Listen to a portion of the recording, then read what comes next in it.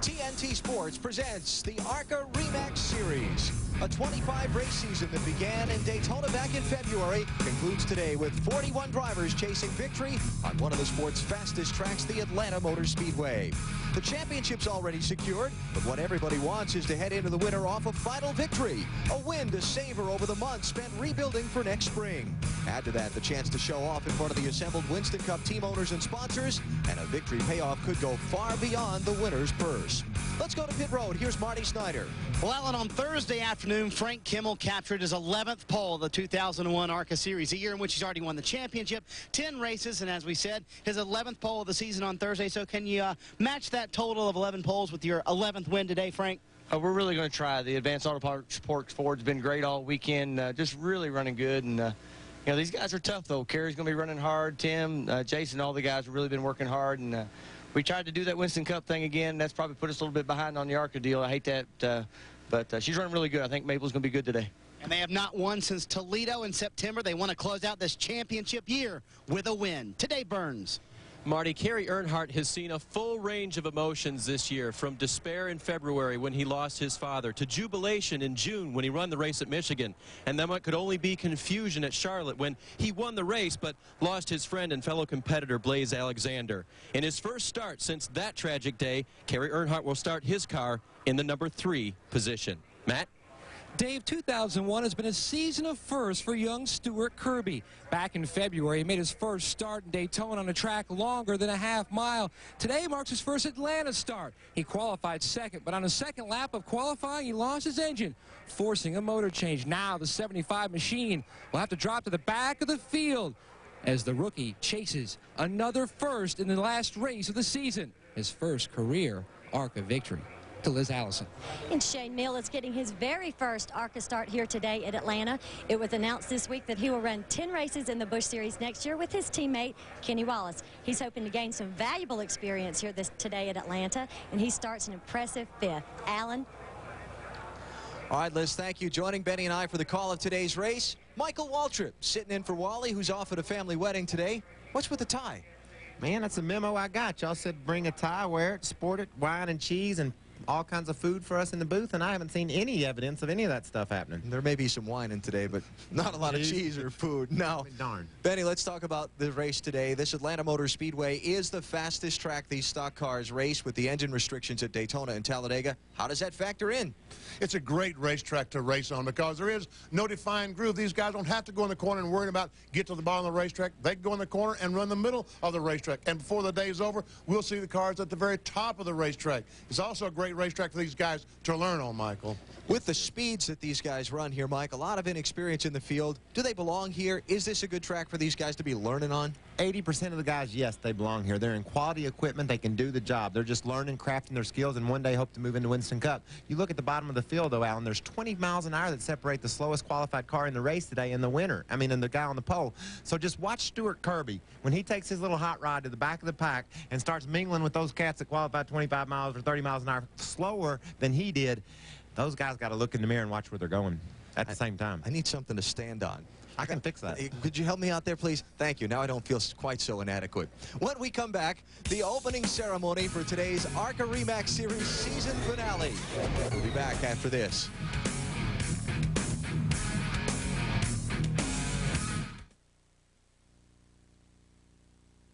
From Atlanta is brought to you by RE/MAX, outstanding agents, outstanding results. By Goodyear, on the wings of Goodyear. And by Pep Boys, all you need to know is where to go, Pep Boys. We are just minutes from the green flag at the Atlanta Motor Speedway for the ARCA season finale. Now let's go trackside for today's opening ceremony. Pastor of the Braylon Baptist Church in Peachtree City, Pastor Keith Moore.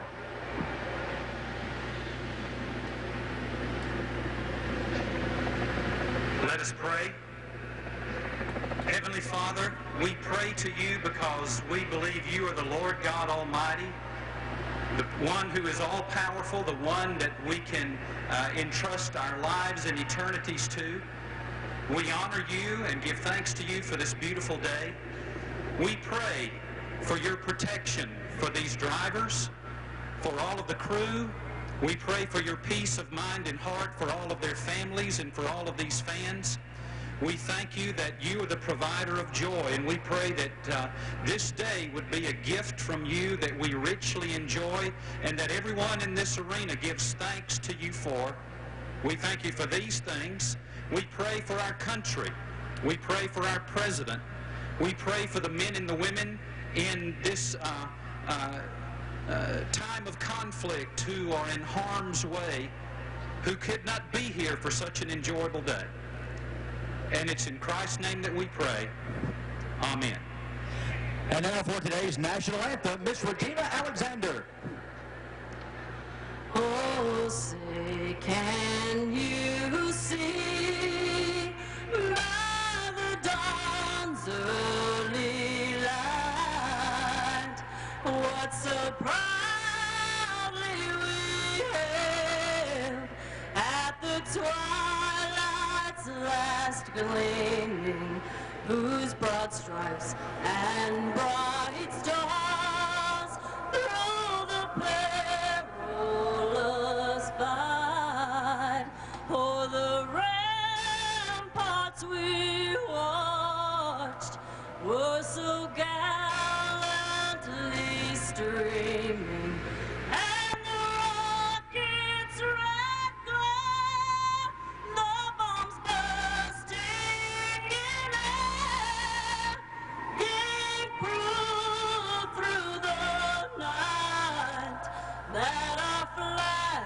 was still there. Oh, say, does that star-spangled banner yet wave o'er the land of the free and the home of the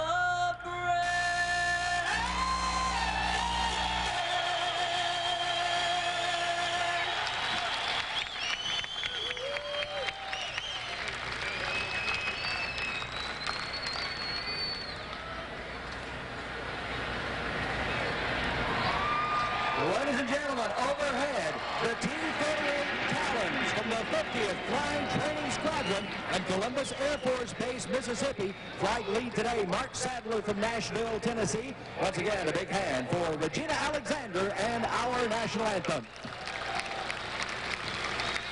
And now, for the most famous words in motorsports, our Grand Marshal, Miss Sharon Edding. Gentlemen, start your engines.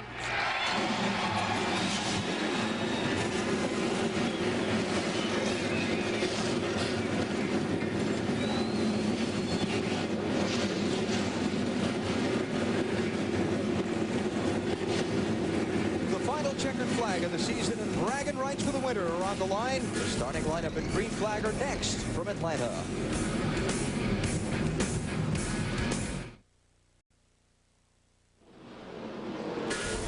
They've just rolled off the pit lane onto the Atlanta Motor Speedway for the parade and pace laps before the start of today's season finale for the ARCA REMAX Series. And let's take a look at the Castrol Syntec starting grid for today's race. ARCA champion Frank Kimmel qualified on the pole, looking for his 11th win this season. Stuart Kirby, as you heard earlier, made an engine change, has to drop to the end of the line. Row number 2, it's Kerry Earnhardt, 2 wins in 4 tries this season, and Damon Lusk, a best finish of 7th at Pocono. On the inside of row 3 is Shane Meal. This is Steve Meal's son in his first ARCA start. On the outside, Tim Steele, 3-time Atlanta winner. Has 4 wins this season. On the inside of row 4, Jason Jarrett.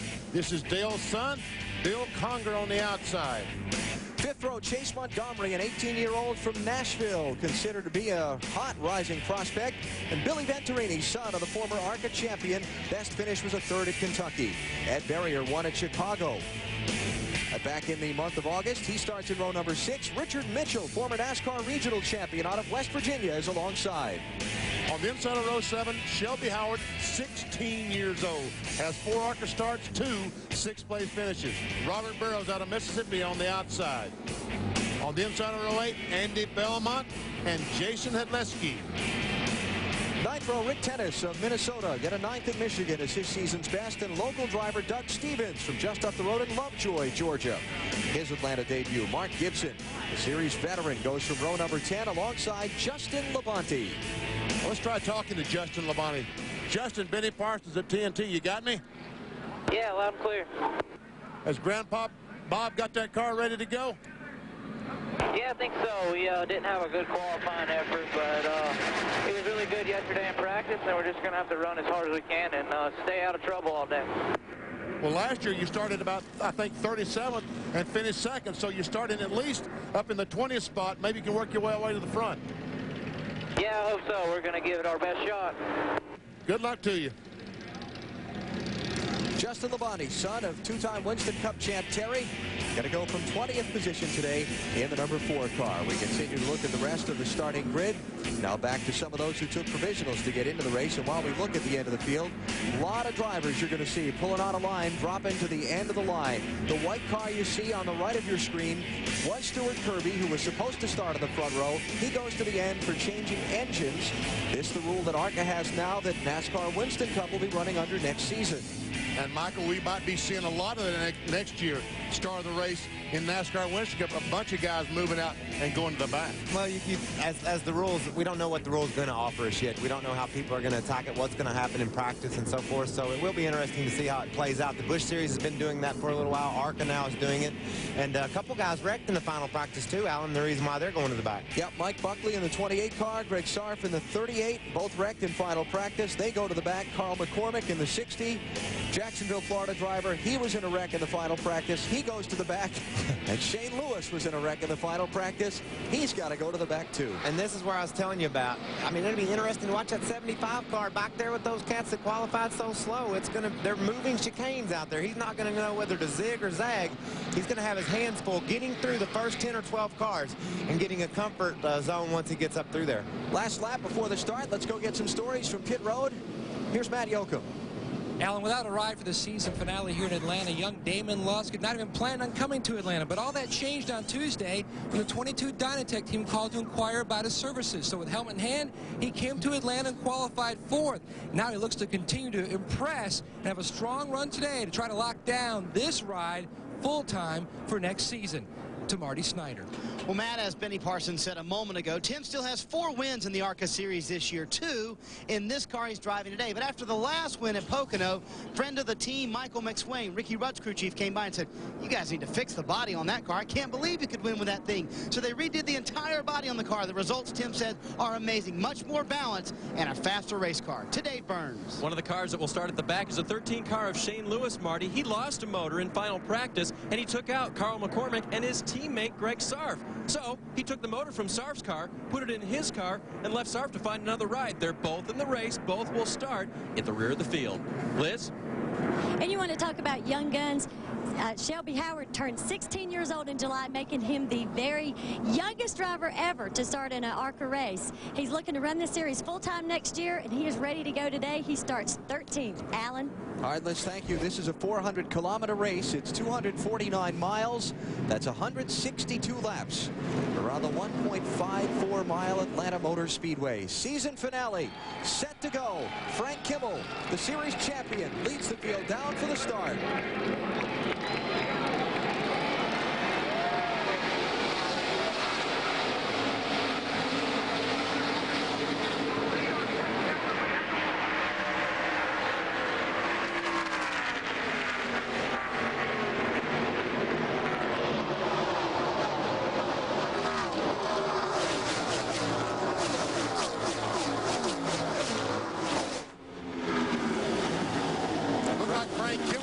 Too much horsepower when they threw the green flag. He's spun the rear tires, but he's got just enough as he comes off turn 4 trying to take the lead. Kimmel in the 46, Damon Lusk in the 22, and Kerry Earnhardt in the Black Deuce.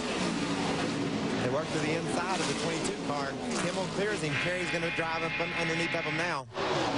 Real critical, Benny, when you enter these turns side to side, not a lot of experience. You got to be careful what you're doing as you dive down in the corner. The car on the bottom wants to get loose with you. Kerry clears the 22 as they enter turn 3. So Kimmel to the lead. Kerry Earnhardt to second. Now the challenge for third. As Busch continues to slide up. Here comes Tim Steele in the 16.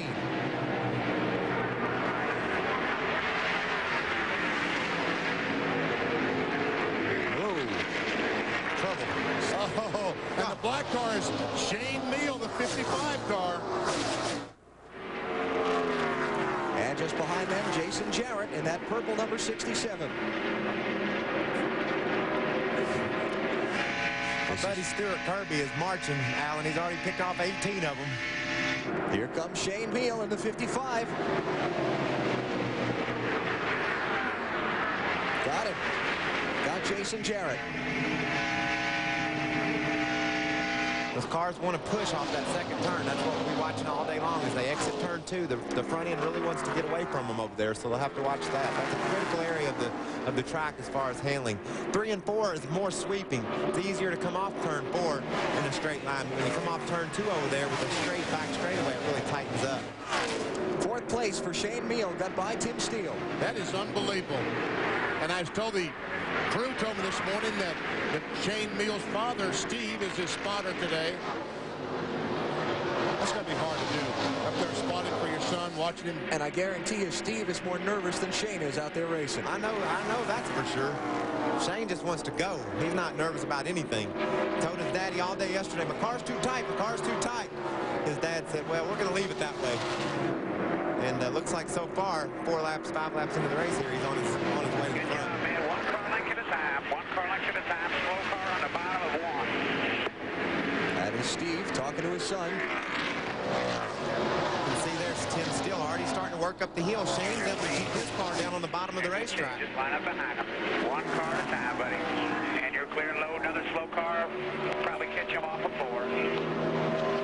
Steve has been real busy trying to keep up with what's going on for his son, Shane.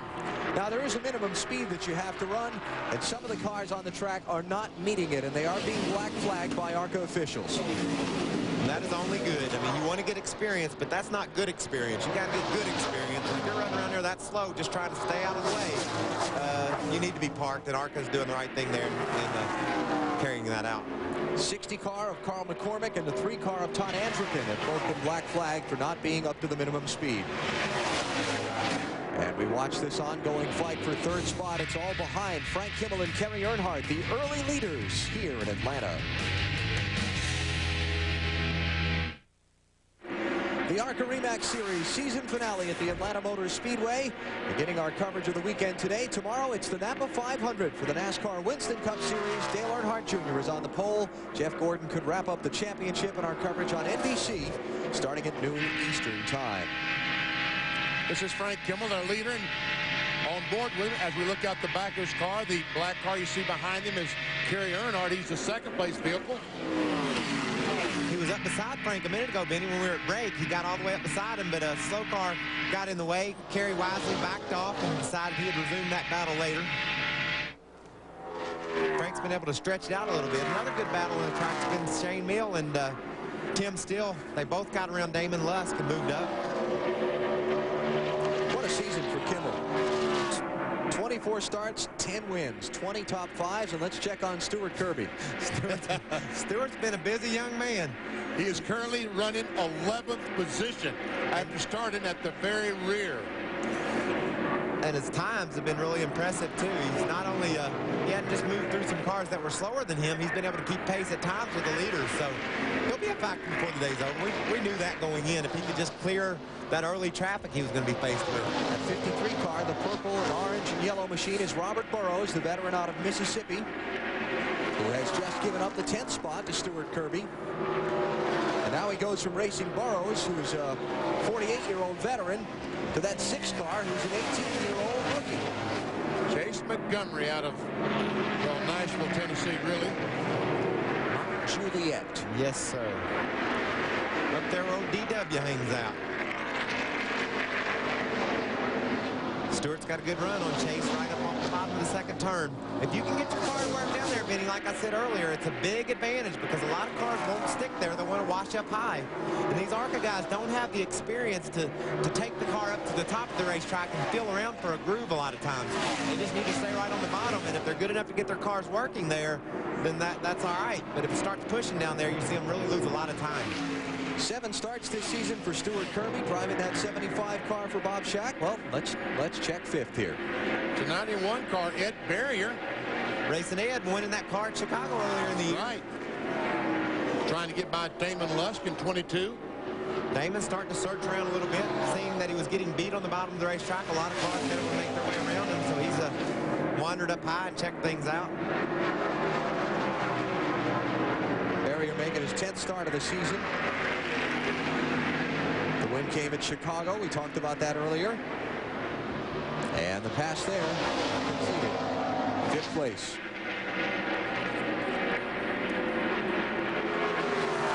'61 car trying to take the spot away is Bill Conger. So Damon hadn't been able to keep that car on the bottom of the racetrack right from the start. So that 22 car's not handling well. Jason's also struggled too early in the going here. You've seen there in the purple car that the 75 Stuart Kirby just cleared. Matt, what's going on with Jason Jarrett? BP, I checked with his crew chief, Scott Eldridge. He tells me that Jason says his car is pushy, loose, but he's more concerned with the car being on the tight side. They won't pit for at least another 20 laps, and Scott did tell me this morning that they are concerned about left side tire wear, especially the left front. It felt like the tires on the left side were wore out, almost showing the cords at around 35 laps, so that's when they're looking to make their first pit stop this afternoon. Benny, we got a radio. Just call him up and ask him what's going on. Oh, trouble. Oh, Ed Barrett. No, that's Billy Venturini. 25 car. Wow, big crash. Any crash here in Atlanta is big. You're on fire in the back, so hold on a second. And looks like you're clear.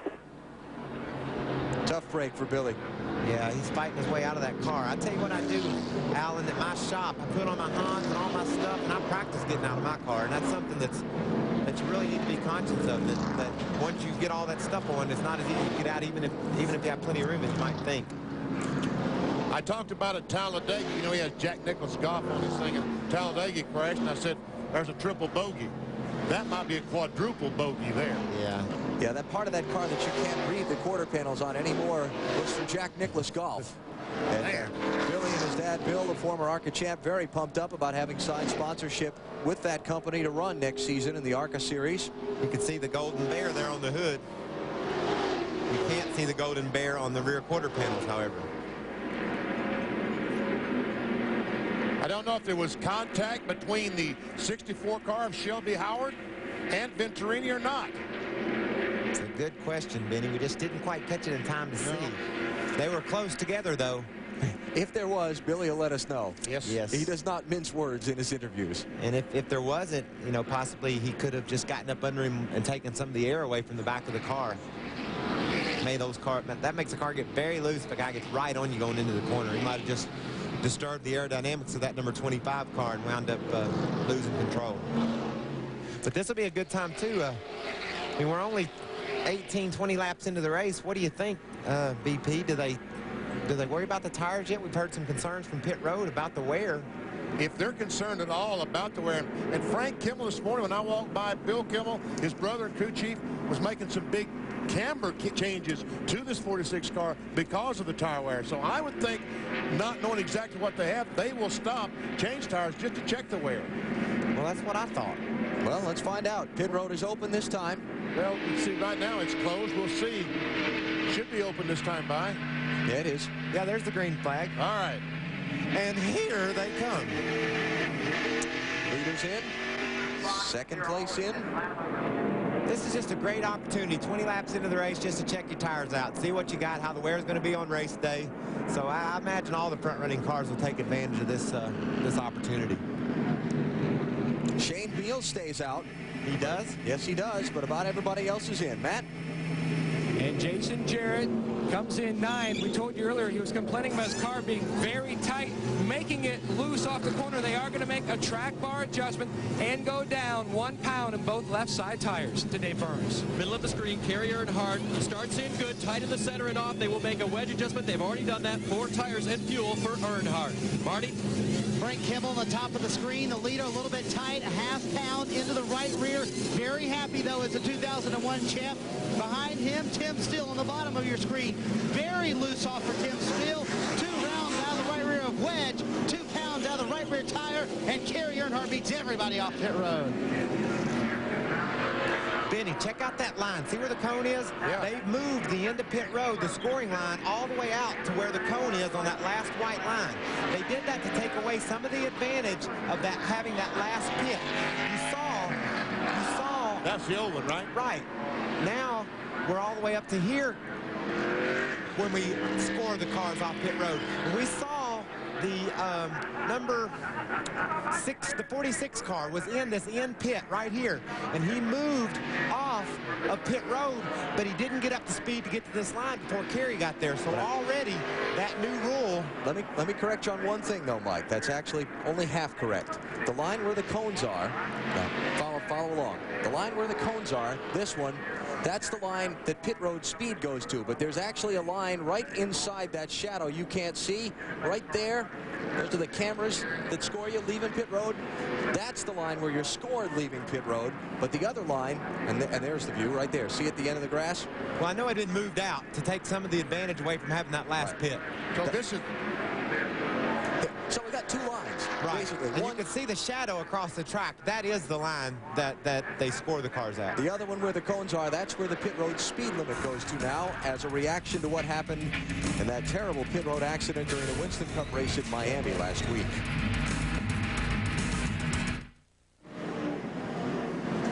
One lap away from the restart here at the Atlanta Motor Speedway. It is the Pork the Other White Meat 400 season finale for the ARCA series. All right. Mikey Waltrip sitting in for Wally today. We decided to put together a little montage for you, Mike. We call this Mikey's Greatest Hits. Well, I'm not sure Mikey's going to like this. Uh-oh. I see what you mean by hits now. Oh, no.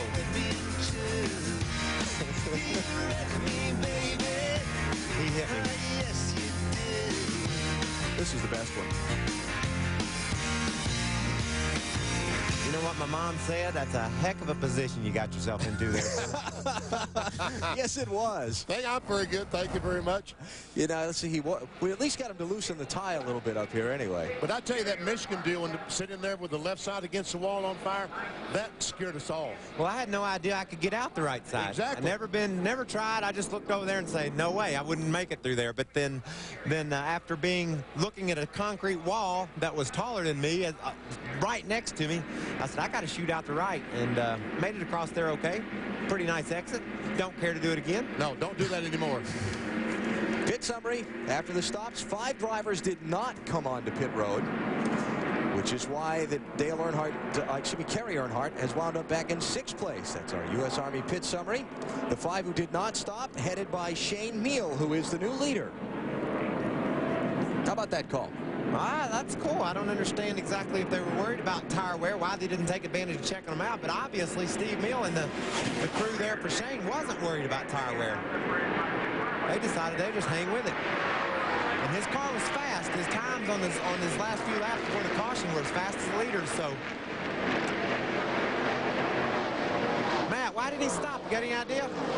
Mikey, I talked to his crew chief, Jerry Kinnon. I said, why'd you guys stay out? He goes, why pit? Car's good. We're going to stick to our original schedule and pit somewhere around lap 55 to 60. There you have it. Frank Kimmel in the 46 and Tim Steele in the 16 are in 7th and 8th behind that 55 car. Shane Meal, who's your leader. Donnie Morlock is shot out in front of Shane, trying to regain a lost lap. He was 2 laps down, so he's on the tail end of that now. There's Tim Steele. Running in 7th and trying to keep up with Frank Kimmel and Kerry Earnhardt back through the traffic. The leader is Shane Meal. 2nd is Bill Conger in the 61. The 90 car of Jason Hudleski is 3rd. 39 car of Rick Tennis is 4th. was fourth as Kerry Earnhardt's just gone by him. And the other car that did not stop on the caution was Doug Stevens in the 71.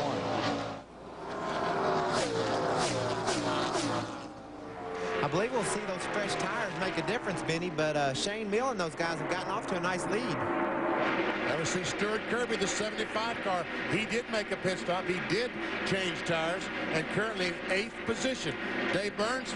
And those tires look very good according to his crew, Benny. They didn't plan to come in that time. In fact, spin. And we got to spin up the track. 65 car, Bernd Slaw has taken a little broad slide through the corner.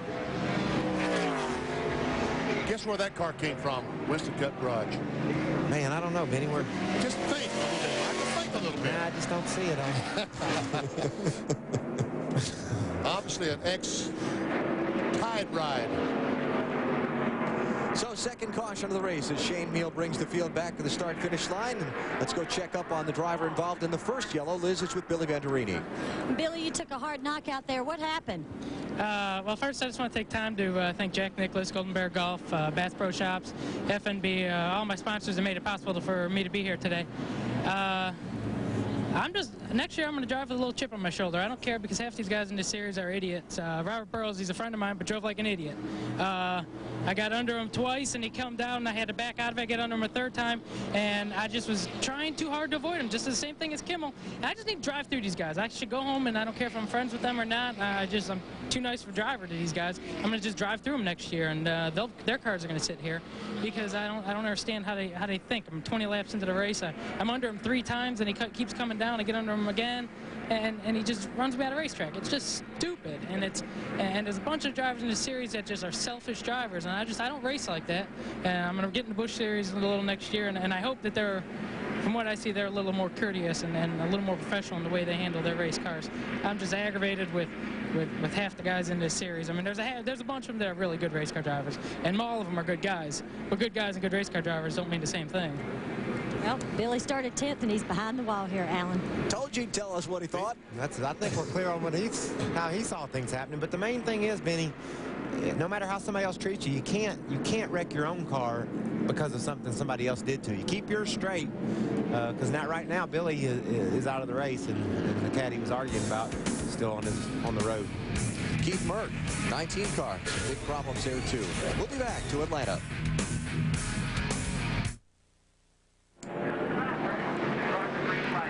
Back in Atlanta, just in time to go back under the green flag. Shane Mill gets a nice jump on the field. Clears the lap cars this time. The 15 of Donnie Morlock made one of his 2 laps up. Allen had a really fast car right then.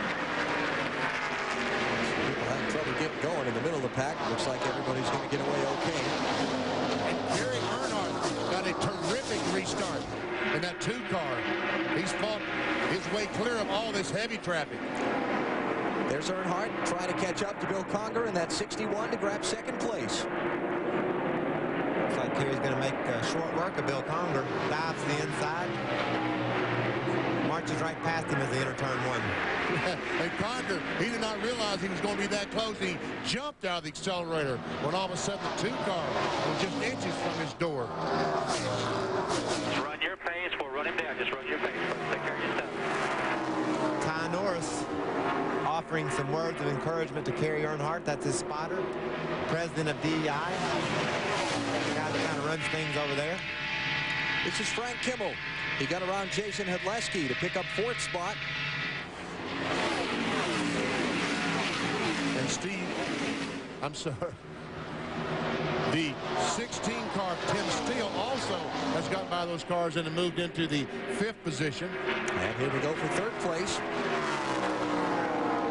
Kimmel's through. Is that the port cam? That's the port cam. That's the other white one. Oh, check it out. The bottom for the lead. Hey. He disposed of Shane Mill. You didn't think Shane would fight him all that hard at this point, did you? Well, he's probably, his dad's probably on the radio saying he's got fresh tires. Let's pace ourselves here until we get our fresh tires and go up against them again. So Kerry Earnhardt out in front. Now here comes Frank Kimmel. Kimmel's on your back bumper. Got to look low. He is low. always. So Kimmel to second, Shane Meal back to third. Matt? You guys are exactly right, Michael. Shane Meal's dad, Steve, came on the radio and said, you run your race. He's coming, but let him go by you. Make him go around you. You just worry about your own line and your race and be patient. There's a long way to go. How about that 75 car? He is doing it, isn't he? Just went past the 61 of Conger. Here comes Tim Steele to follow him through. This kid, Stuart Kirby, 21 years old, out of Bowling Green, Kentucky, qualified for the Winston Cup race at Charlotte this past October. In fact, I think I qualified 20th, and he was 21st or 22nd. My sister-in-law, Wendy, came up to my wife Buffy and said, okay, who's the 12-year-old starting beside Mike? she was a little bit concerned that he was old enough to have a driver's license, let alone battle on these big Winston Cup and ARCA racetracks like he does. But golly, he's talented. He can really do a good job. He's won a lot of races back on the short tracks in Kentucky. He and his dad, Kevin, decided it was time for him to hit the big tracks, and he's just proven to be very competitive and very fast. And very smart, too. He always seems to keep his car up under him, does a nice job. That's important, Alan, as these guys try to get experience and learn. It's important not to be just a flash in the pan, a guy that can go fast, but keep your car under you so you can learn. Dave Burns, how about it? Well, and Alan, one of the things he's still working on as a young driver is getting off of pit road. I was hard to say before that last caution came out, and maybe we can get it in this time, that he was he came in for 2 tires, but when he was leaving pit road, he stalled the car twice and lost some of the ground they had made up, making only a 2-tire pit stop. So he's got that track position back now. He restarted in 8th, and he's all the way up to 3rd. And Bob Shack, the owner of this 75 car that Stuart Kirby is driving, almost guaranteed me this morning that they would be leading the race by lap 75. Really? Yes. Wow. When you say almost guaranteed you, is there like a bet? No, he just said we will be leading the race by lap 75. How about that? And you saw that last lap, he ran 3 miles per hour faster than the leader.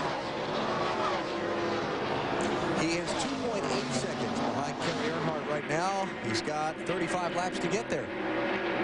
And 2 tires compared to 4 for Kerry. So if he does it, I think we're looking at our favorite for the race today.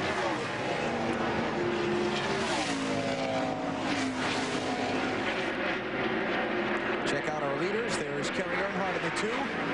And the bright orange 46 of Frank Kimmel behind him by 0.8 of a second. Frank's been able to keep the pace, though. Once Kerry cleared him, he stayed right with him.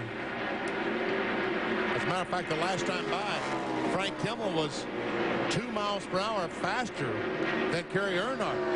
And both those cars were faster than Stuart Kirby. So it may be those two tires that Stuart Kirby put on are starting to show up, and he doesn't have the advantage that he hoped to have. Let's go back and check on 10th place. The 90 is Jason Hudleski in a Junie Donlevy car, and he's being chased by Jason Jarrett in that purple 67. The 21 cars, Todd Boucher, they're going by. And the 1 machine is Andy Belmont. That's the AOL car. Oh, close. Give me a break, brother. At the moment there. He was able to ruffle Jason up a little bit there in the middle of the corner. You saw that, and Jason slid high, and Andy came on around. Is that Robert Burrows looking to the inside? Yep. Oh.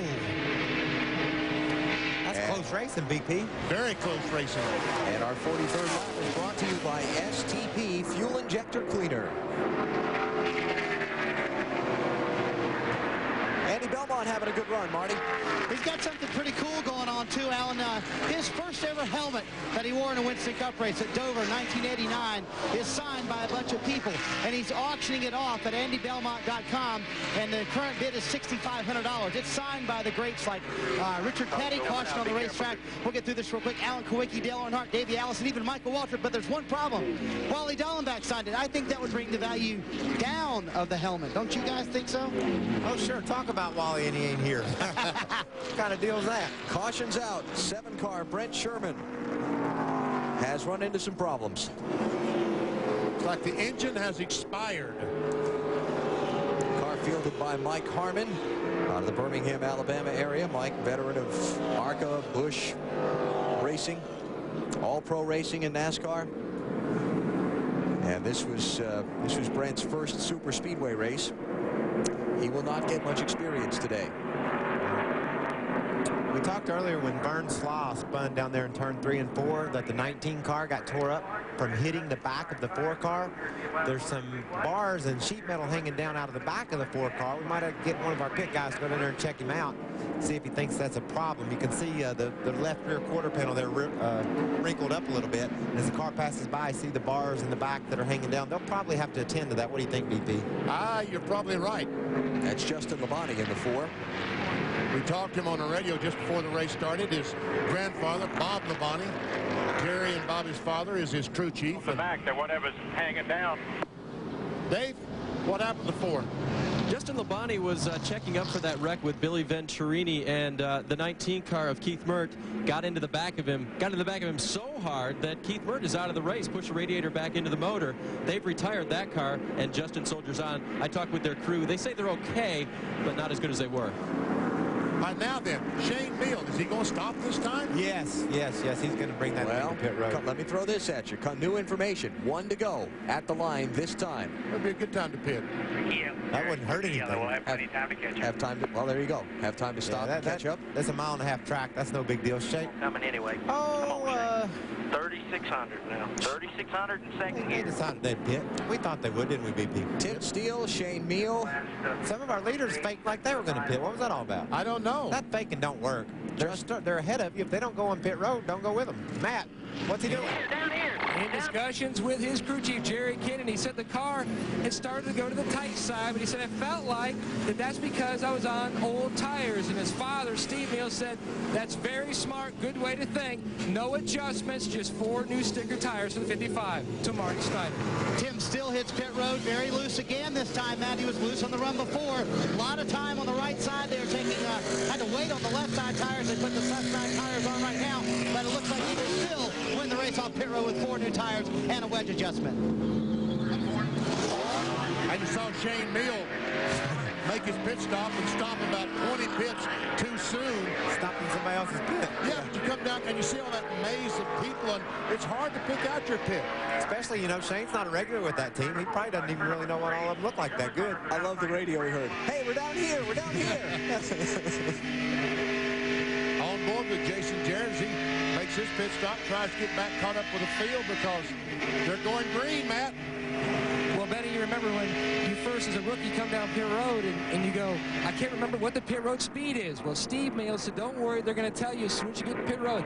That's their responsibility. They will remind you. That's what they did. Going back green, Kerry Earnhardt is your leader. Frank Kimmel is second. Stuart Kirby is third. Check out the guys spinning their tires coming up to speed. That's guys that are on older tires. They're hot. They pick up the pebbles, the rubber that the tires wear off. And so you got to clean them off before you take off. And you can see their guys spinning their tires on the restart. Frank Kimmel looking to the bottom of the racetrack. Boy, what a terrific run that Kimmel has gotten on the 2-car Kerry Earnhardt. But is it enough? He stuffed it down in there, made the pass look relatively easy, BP. Frank Kimmel out front. Third time today he has led. Kerry Earnhardt falls back to second. Dave? Alan, he'd been reporting that the car will not stay on the bottom. If he tries to put it on the bottom, it pushes up off the corner. So that's not where it will run the best, and off of both turns 2 and turn 4. So right now the car pushing for Kerry Earnhardt. Bit of a push. But still hanging in there in second spot. Well, see, if he's got that push, as soon as he can, he needs to move up the racetrack and try to find a different line. Yeah, again, Benny, but these inexperienced drivers are not real comfortable coming up off the bottom of the racetrack, so it takes a little bit of getting used to run that line. And you might see it develop, but it could be later on in the race.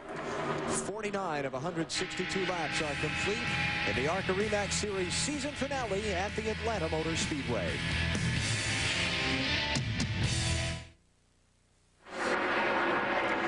Looking down on the Atlanta Motor Speedway, where TNT brings you the ARCA REMAX Series season finale for 2001. Series champion Frank Kimmel is the leader. Budweiser.com Airship is bringing us our aerial views from Atlanta today. Budweiser, the official beer of NASCAR. Race fans, this Bud's for you.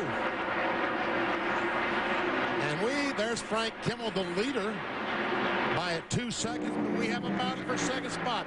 Stuart Kirby, the 75, has fought his way from the very back of the field and taking the lead. Second spot, I should say, from Kerry Earnhardt. He's up to second, BP. That's pretty impressive. Got 20 laps to get the lead like this car owner guaranteed you could do. Dave, what's going on down there? Well, Michael, as you know, for a young driver, one of the things that can help them a lot is a lot of instruction from the experienced crew. And they told Stewart Kerry's car is going up the racetrack. We talked about Kerry's car being tight. They let Stewart know that he wanted to. He made the pass on the inside, didn't he? Yeah. Oh, okay, there we go. So when the car went up the track, Stewart knew that was where he needed to make the pass. 6:55 and 16, racing for 7th spot. Chase Montgomery in the 6, Shane Meal in the 55. Going around the 1 up there of Andy Belmont, too. And Tim Steele in the 16. Andy looked good on that long green flag run, but since going back here, this time he's been fading a little bit. Shane's looking to the inside. So Chase Montgomery to 6th, and now Belmont. You see what his car does. Take care of him.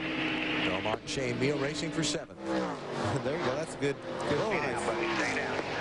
Clear. Good job. That was kind of a little look back at what It'll tighten up. Slow car on the bottom. what Andy Belmont did to Jason Jarrett. Remember when he was in there kind of on his quarter panel and Jason wiggled? Andy got it back there. Shane was telling his dad his car is loose. And right. He said, don't worry, it'll tighten up. And he's thinking to himself, I wish he would hurry. Yeah, easy for Steve to say. How soon, Dad? Yeah.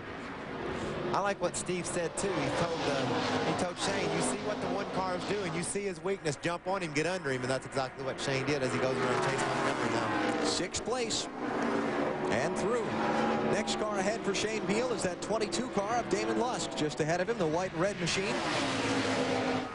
These are all good race cars, Alan. Everybody talks about the ARCA circuit, whether the competition is where it needs to be or the cars are safe or as fast as they need to be. You can put the first 10 or so of these cars in any class you want. They're wonderful race cars. And you can see these guys, they're racing the heck out of them, too. While we watch Shane Meal try and work his way around Damon Lusk, let's check with Liz Allison. I talked to Shane this morning about him racing, and I asked him how long he's wanted to race, and he said, you know, I've always wanted to race, but at first I thought I wanted to be a crew member. Then I saw how much the crew members work, and I decided, no, I don't want to do that, so I guess I will just be a driver. Wise choice, don't you think, Michael? It looks like it right now. It's a very wise choice. A lot of talent there for Shane Meal. Everybody talks about what he's been able to accomplish in a short period of time. And Hell of a job. Clear high. I think the point there is, though, what Shane was making is that you drivers have it easy. yeah, but some of us even take on second jobs like this. Come up here. I don't know if people realize what tough work this TV stuff is you do. But you tell them just how tough we do work, Michael. I'm on your side, Benny. Thank you very much. We appreciate it. So Shane Meal to 5th, Tim Steele to 6th. And Damon Lusk trying to hang on to that 22 car with Chase Montgomery on his bumper. Frank Kimmel is your leader here in Atlanta.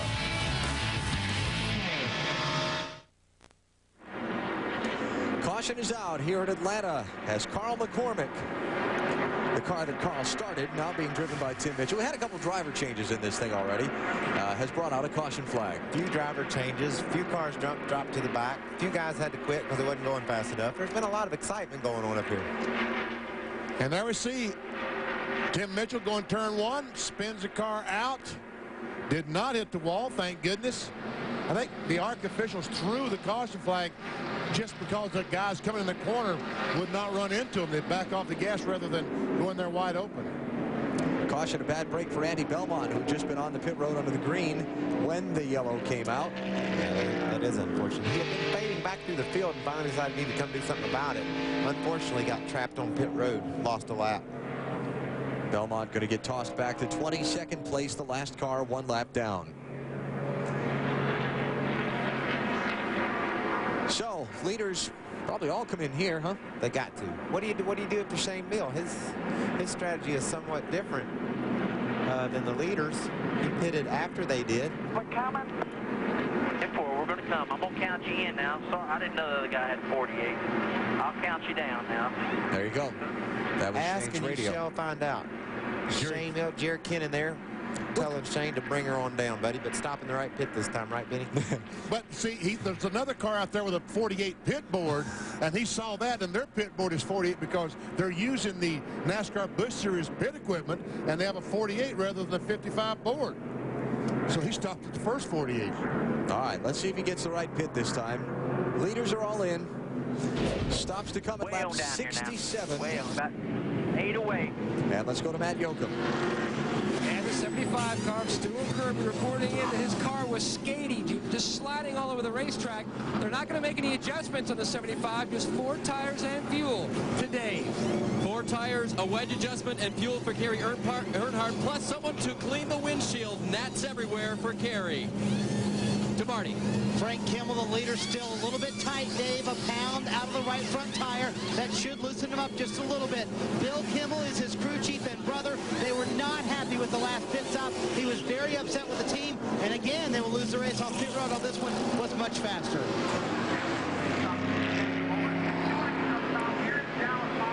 Well, let's see. How do we recap all this? Kerry Earnhardt had some lug nuts fall off the right front on his car. Matt, what happened to the 75? They were there forever. Alan, a lug nut fell off the left rear of the 75 car, Stuart Kirby, and then when they dropped the jack, he almost stalled the car again, leaving pit road. Some troubles for a couple of front-running cars on their visits to pit road. There was a combo of problems for the 75. Oh, very good, very good. Frank Kimmel has been the dominator so far of the ARCA REMAX Series season finale. We're back to Atlanta in a minute.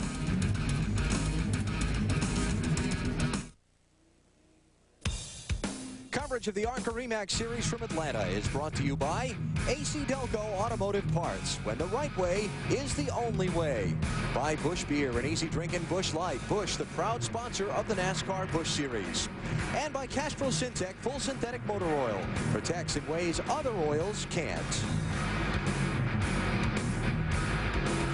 Lots of NBA action coming up this week on TBS and TNT. Tuesday night at 8 Eastern Time, the Charlotte Hornets take on Michael Jordan and the Washington Wizards. Baron Davis, Jamal Mashburn, and the Bucks picked to do well this year, struggling in the early part of the season. MJ, well, let's see. He had his coldest game in recent memory, followed by a 44-point performance. Tuesday night at 8 on TBS. MBNA pit summary. Once again, some cars did not pit. And look at this. Look at this. Scramble. There's that speed difference you were talking about at the very top of the show, Michael. Those guys went every direction. 90 in the 1. Jason Hudleski and Andy Belmont, tail end of the lead lap. Maybe not for long. Andy Belmont about lost the car going in turn 3 right under the leader. Frank Kimmel in the 46. Back out in front. Andy's not giving up, did he? Andy's trying to explain to Frank that he needs a lap back. Whoa. That was close. He had to get out of the gas there. Golly. Now Frank's going to swing to the outside of the 90 car, Hudleski. Kerry's on the inside of Steele. There's stuff going on everywhere. This is back for 4th place. Here comes Stewart on around Steele as well. Ed Barrier has raced his way into the 3rd position. We got a wreck off 2. Crash over the back straightaway. No caution yet. No caution yet. 26 car Brad Smith is looped around. Looks like we're going to stay under green. I don't think anybody ever knew it. ARC officials did. I monitored their radio channel, and they had the spotters over there looking back and forth. I mean, besides them. Oh. well, we did.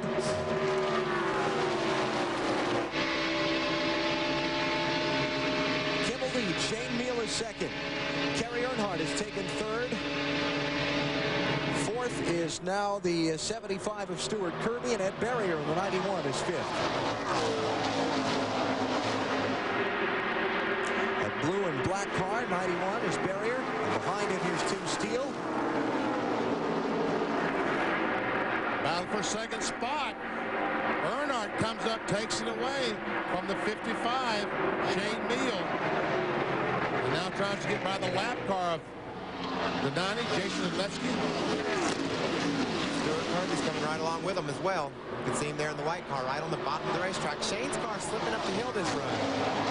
Kerry was able to get under him that way, and now Stewart's looking at the bottom, but Shane's going to change lanes, get by the 90, and hold off the 75. I hope he knows he's there.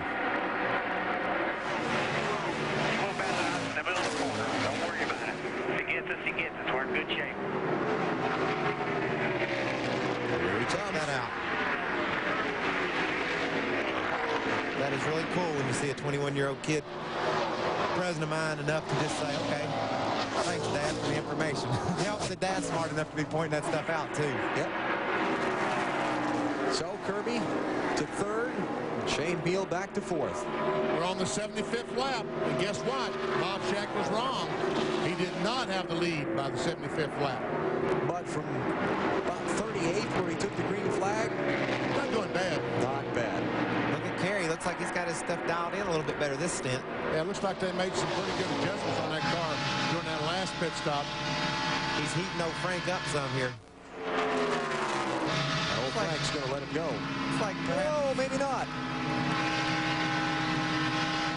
Perhaps Richie Gilmore and his boys have put some steam up under Kerry's hood. What do you think? It looks that way.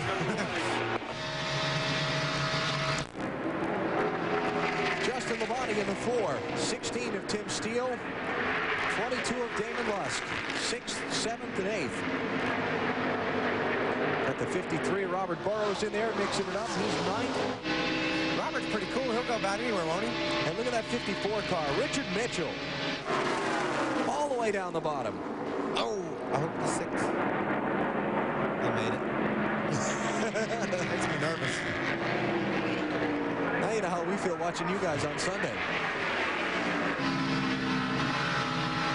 It's kind of like the first run of the race, Kerry was better than Frank. Second run, Frank was better than Kerry. Another set of tires, another pit stop, and it looks like it's back the other way.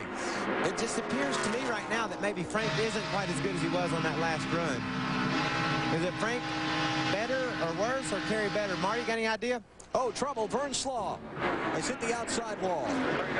It's on the backstretch. Looks like, oh, keep it still, Vern. I don't like when people let their cars roll like that. Why would you do that? Well, I think he feels like it's safer out of the groove. I think is his thinking.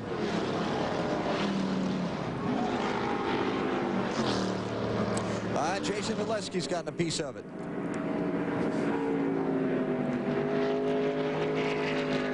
Fifth caution of the race is out. Try to drive it around, guys. Should I drive it around?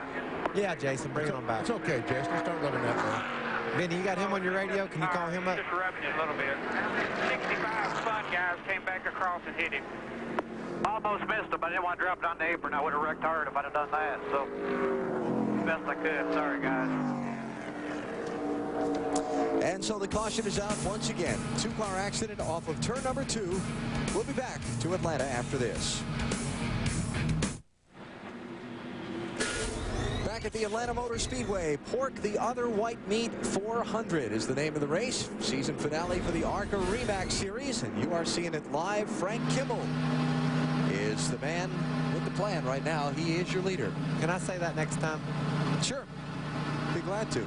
Yeah. Hey, you've had kind of a busy week here. I mean, here you are. You qualified your race car very well for tomorrow's race. You had a second-place finish at Homestead last Sunday. You're doing the TV with us today, and then Thursday night, you know where I'm going with this. Yes. We had you up late in the Inside the NBA studio up the road in Atlanta. Let's take a look. 2 NASCAR drivers going to be in the studio tomorrow night. What two? Kevin Harvick, Michael Waltrip going to be. Kevin Harvick's going to be the Rookie of the Year. He sure is. Back to put the wraps on Inside. I wish he would bump me one day. I'd beat the... For what? I mean, how do you take that? What have He's you a lot done? bigger than me. Tom, he certainly is. Back me down. I want to get your bumblebee on me. Oh, let's see this. I used to be svelte, quick. Now I just have to be a big-ass man. I want to build the bumblebee. Hey, they changed the rule because of me. I used to just stand in the lane the whole time and just let it go. Oh, my goodness. Turned you away. Yeah, Oh, my goodness. Everything he does is fast. Michael Waltrip and Kevin Harvick, if you're just joining us, and Kevin with a little bit of a late start Kevin, out of the pit crew. pits. You need a pit crew. Your pit crew didn't work well. There they go. Oh, there we go. I knew he didn't know what he was doing. It's all the pit crew. It's all the pit crew. Well, maybe How not. about this? What are you waving at? Your car get lost or something? I got hung under a camera. I couldn't get it out. I wedged my Napa truck up underneath the camera, so I was in the pit. You might have met your match with Charles Barkley. Man, he's a big guy. He is huge. And he can go, too, man. I really have enjoyed watching him over the years. And I told Buffy I saw him in Atlanta in March, and I don't ever go speak to anyone, but I told her, I said, I'm going to go say hi to him. I want to talk to Charles Barkley. And he's a race fan. He knew I was, and he likes to watch our sport and see what's going on. Fantastic. You see, Harvick was there in the jeans and the sneakers, but Michael had on the sport coat and the tie, and he wore the tie for us here today, too. You look so nice. Buffy says I need to work on my appearance. Have Buffy keep working on it, okay? We'll come back for the restart in a minute.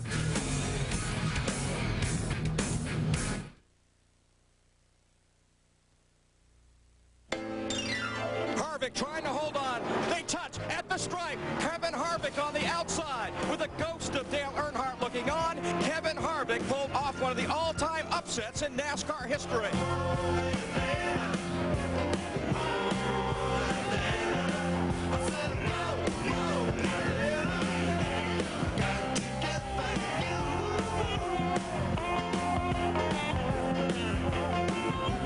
What a day it was here in Atlanta in March. Magical day with Kevin Harvick winning that race. Noon Eastern time tomorrow, the Napa 500 on NBC. It's going to be a good one. Guys were all over the place in final practice this morning, running from the top of the track to the bottom. So you'll see a lot of distinct grooves tomorrow, guys, trying to find some grip in those Goodyear tires. We are back underway. Frank Kimmel is the leader in the 46. The 2 of Kerry Earnhardt is second. And that white car, 75, of Stuart Kirby is third. Here we go. Battle for the lead. Earnhardt is there. He's coming. Whoa. Frank just wanted to know it wasn't quite over yet. I'm still here, partner.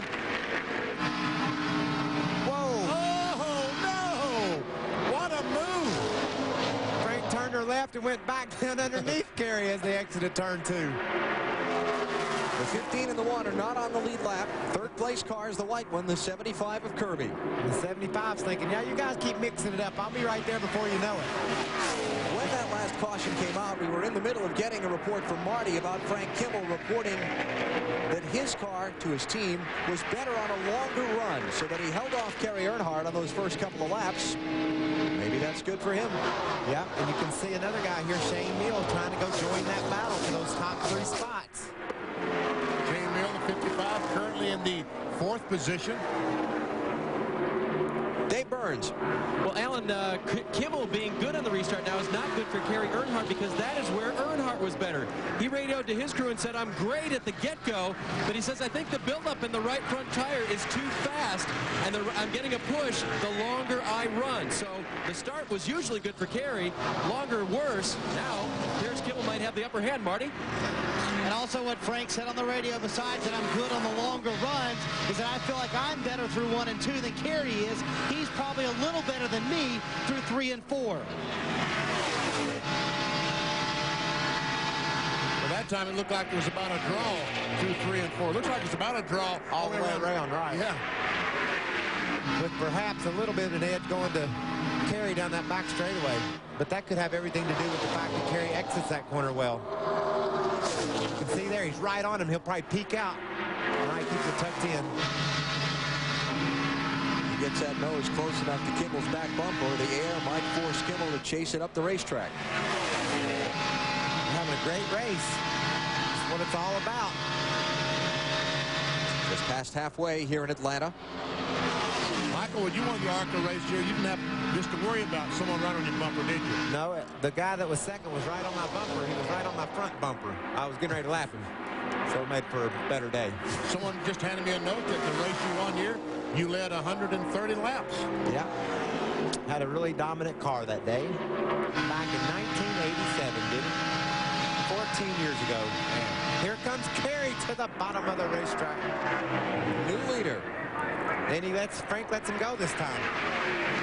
Frank kind of battled him last time. Maybe that was Frank saying, I think my car's better on the long run. If I can hold you off here on the short go, I believe I can handle you. But then Kerry never went away. So Frank, being the veteran that he is, might just simply be letting Kerry lead the race a little bit, see where he's strong at, size him up for later.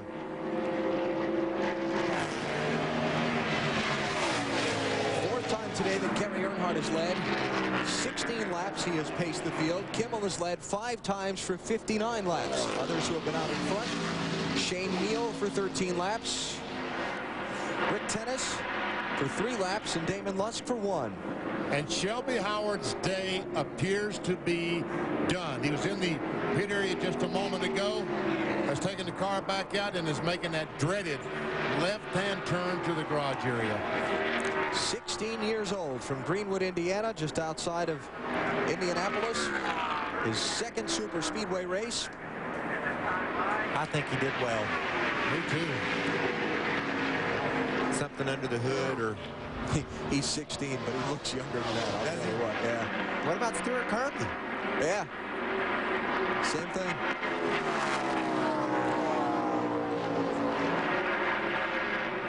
Eighth place.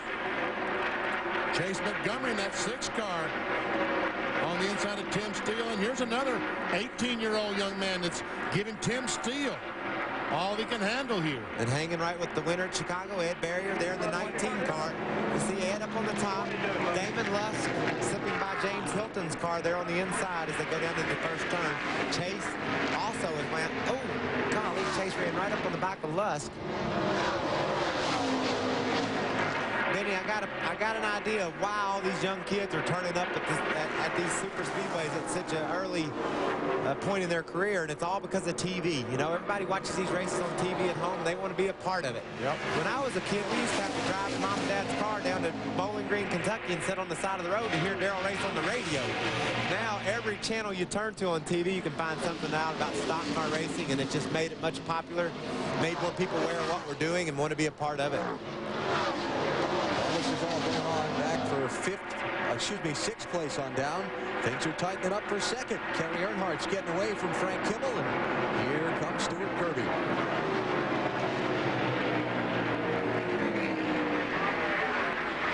And Justin Labonte has taken his car back behind the wall to the garage area. Looks like his day is over.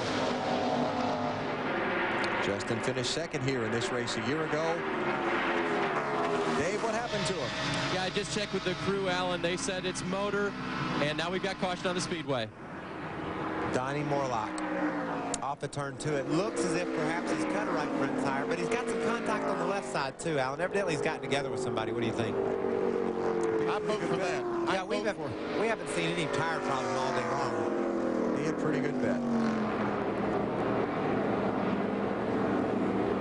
Something definitely sixth caution of the race. Messed him up on the left side too. Well, it looked like when that caution flew, Kerry was on his way to make a run away from those guys. Let's see what happened to Donnie. Andy Belmont.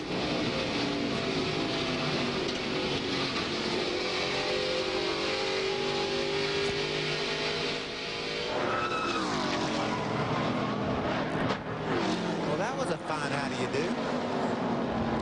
Not too good, huh? This car go by.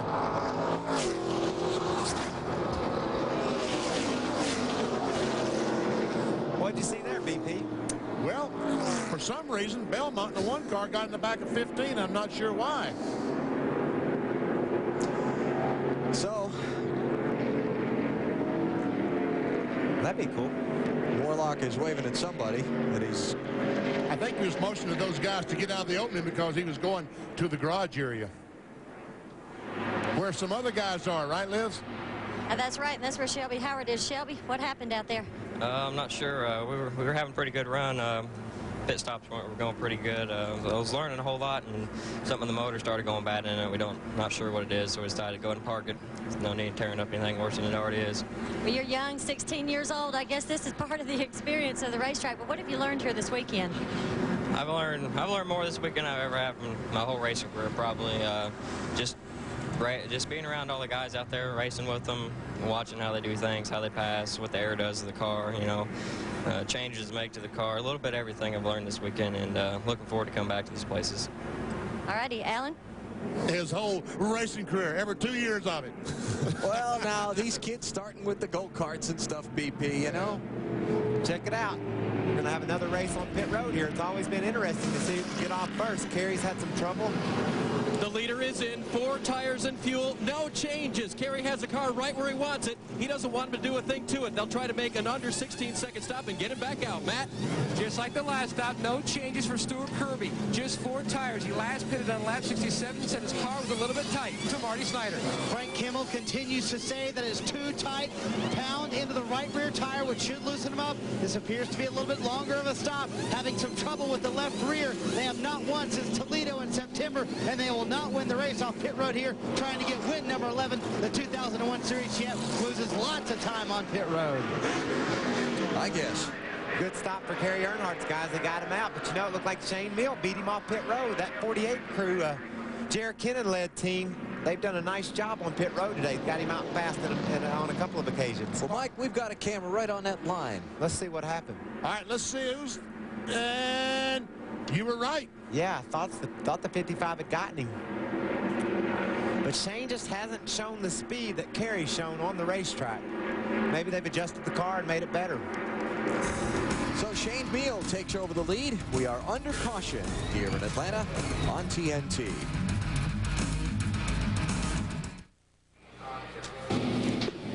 Watch the drama of golf on TNT as Tiger Woods looks to defend his title in the PGA Grand Slam of golf. Coverage begins Tuesday at 8 Eastern and Pacific on TNT. I'm not sure what's in the front of the car that is strong enough to be banged on with a sledgehammer. Maybe that's why Andy decided to go through that 15 car instead of around him. He knew he had some pretty serious stuff up there.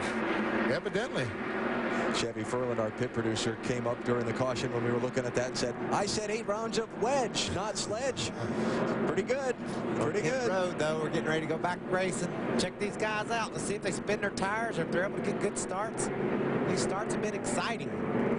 They go every which way. The 39 must have a 100-gallon gas tank because they never pits. He just always starts first. Green. Every time the leaders pit, Rick Tennis stays out. He's the leader once again. Not for long. See how long Kerry Earnhardt is patient behind Shane Mill also. 55 to the point. Mill. Barrios in third. Robert Burrows in fourth. And give Tennis some credit. He got down out of the way. He knew those guys with faster cars and fresh tires were coming. Wow, did you see that? Shane saw it. Yeah, he did. Shane decided he'd stay up a little bit and let Kerry on through. Kerry looked like he was serious about taking the lead going into turn 3. So Kerry Earnhardt leads. Shane Mill is second. Ed Berrier third. Robert Burrows is fourth. And now Frank Kimmel is all the way back to fifth.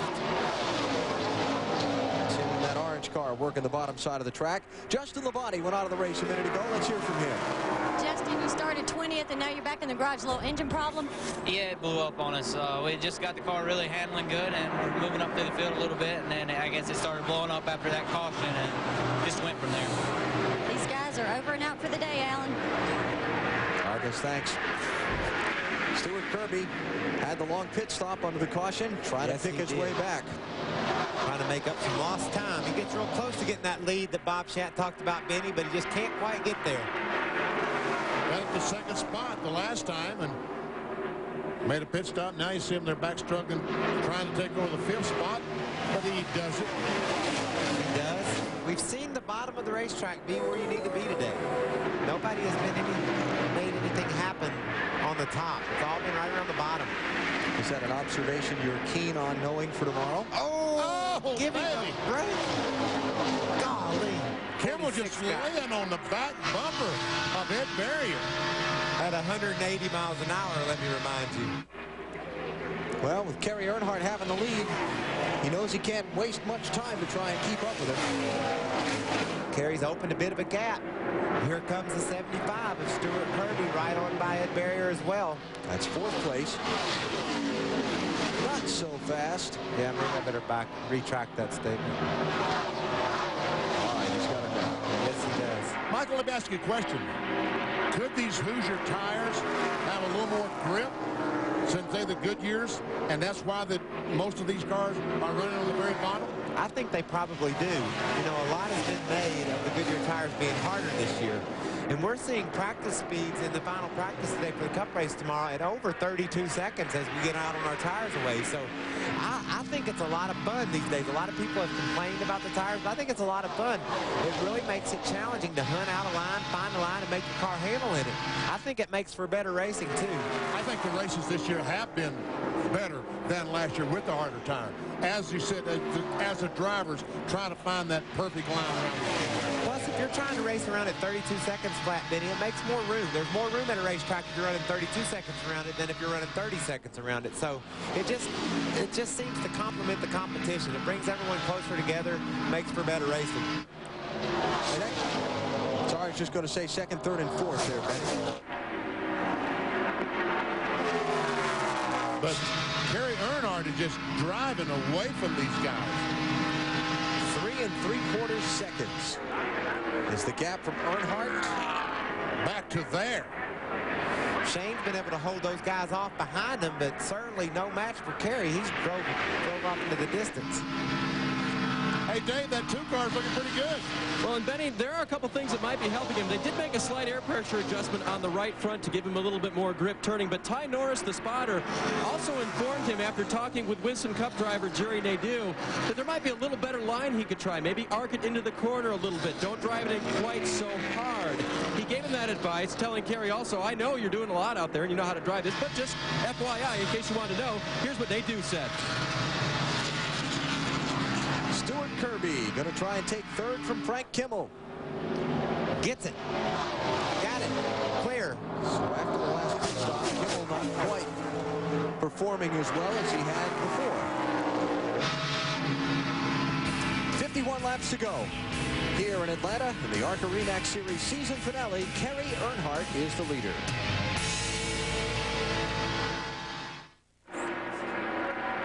Looking down on the Atlanta Motor Speedway where the ARCA REMAX Series season finale is ongoing, and looking down from the Budweiser.com airship.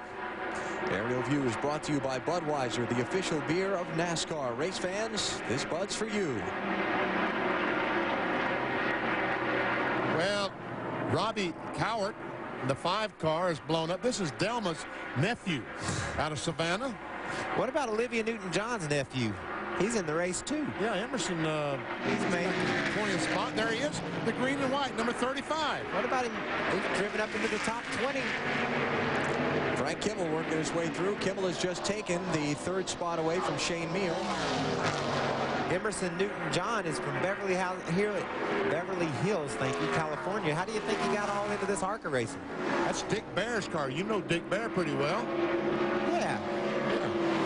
Dick and I have a lot of history. We go way back. All right, Matt, what's going on with the 55 car? Well, we touched on earlier that this innovative motorsports team that Shane's driving for is a Busch Series team that will compete for Shane 10 times next year, as well as Kenny Wallace. But they have a Busch Series mentality. Jerry Kinnan told me they're used to the tire rule on Busch. They only mounted up 3 sets of tires. They had to go and get another set of stickers mounted because they'd run out of sticker tires. They have a set of stickers now in their pit if they need them, but they can go the distance without stopping. In NASCAR Busch Series rules, you can only change 2 or 3 sets during the day on caution flag, not the case in the ARCA Series. So. Andy Belmont has taken the AOL car to the garage. Andy, it's been a short day for you. Take us through what happened today. Well, we just had a good car there, got up to about 8th. You know me, I brain fade qualifying, so we had to come from the back. But, you know, we got up to 8th, had a real good car, and I thought I felt a vibration. It's a brand new race car that, you know what, and then sure in the devil, we bit it, the caution comes out next lap. So, but, and then we got behind, and then racing Frank and those guys trying to get the lap back, and, you know, we got racing with some cars for position, and I dove under him coming off a 2 there, and, you know, I don't know if I come up or he come down, or I know we got together, and I'm pretty well sure it's my fault. I'm not sure, but, you know, we had a great year. It's 3rd in points for the AOL car, and, guys did a great job all year long, and I sure appreciate y'all being here. TNT's done a great job this year as well, and we appreciate all the support. Thanks. And Andy started 15th, and he's done for the day, Alan. All right, thanks, Liz. And Robbie Coward's car, it was engine failure that's taken him to the garage. Chase Montgomery has also taken his car to the garage with some smoke. Appeared to be an engine problem. Everything's good for Kerry Earnhardt right now. He's built a massive lead. And Mike was talking about the NASCAR Busch Series cars, I mean the NASCAR Winston Cup cars after a few laps, running something like 32-second laps. Kerry Earnhardt right now is running in the low 31 seconds. So I think these Hoosier tires do have a little bit more grip. Yeah, and it's making the racing look different on the TV screen than it will tomorrow. I think you'll see a lot different race in the Cup race tomorrow. 7th place here, Jason Jarrett in the 67, Robert Burrows in the 53. Robert's been fun to watch, man. He's tried the high side. He's been every which way trying to figure out where to make that number 53 stick. And Jason, of course, has just been real steady and solid all day long. Really an impressive run for Jason. 39 laps to go. Here in Atlanta, Kerry Earnhardt tops our leaderboard.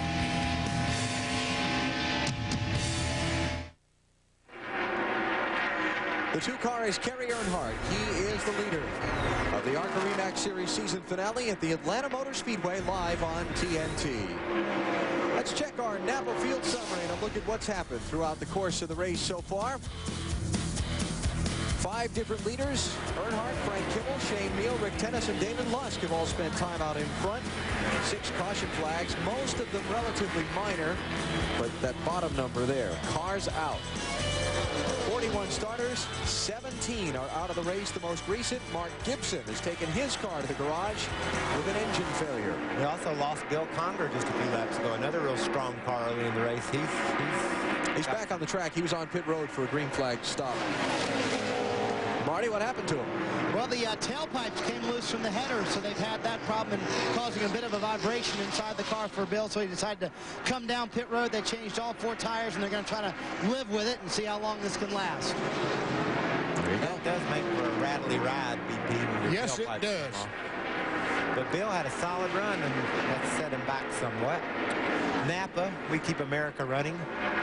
I thought that name would be very near and dear to your heart. I figured you'd get that in there somewhere on the end of one of these things. Their corporate offices are here in Atlanta, Georgia, and it was really nice coming off of a second-place performance last week in our Napa Auto Parts Chevy, coming to town.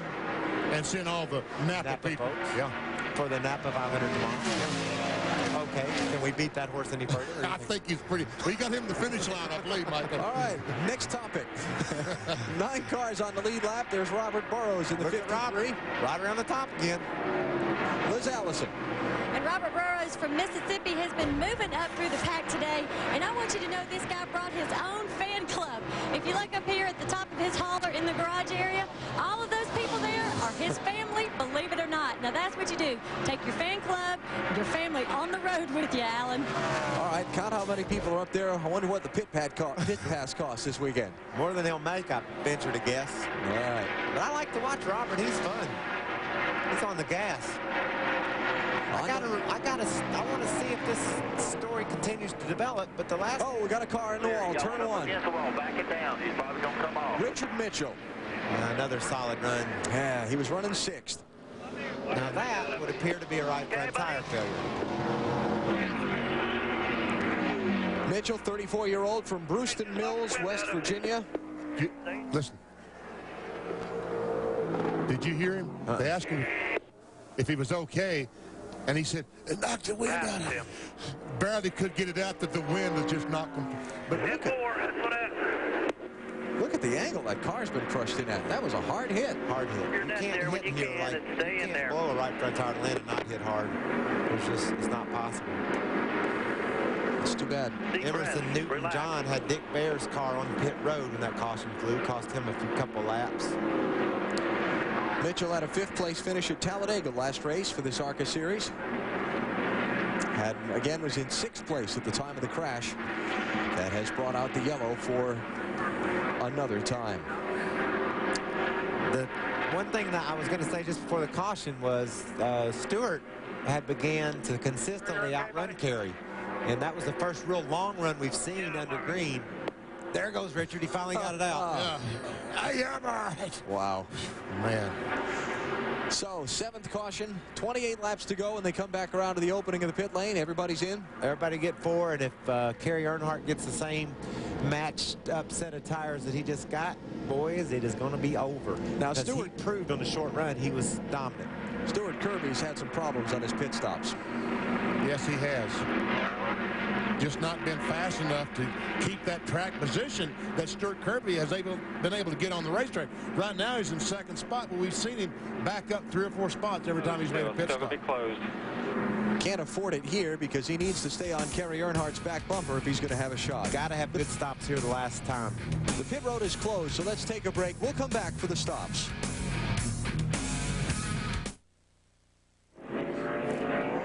Seven laps to go as we come back to the Atlanta Motor Speedway, and the leaders come on to pit road.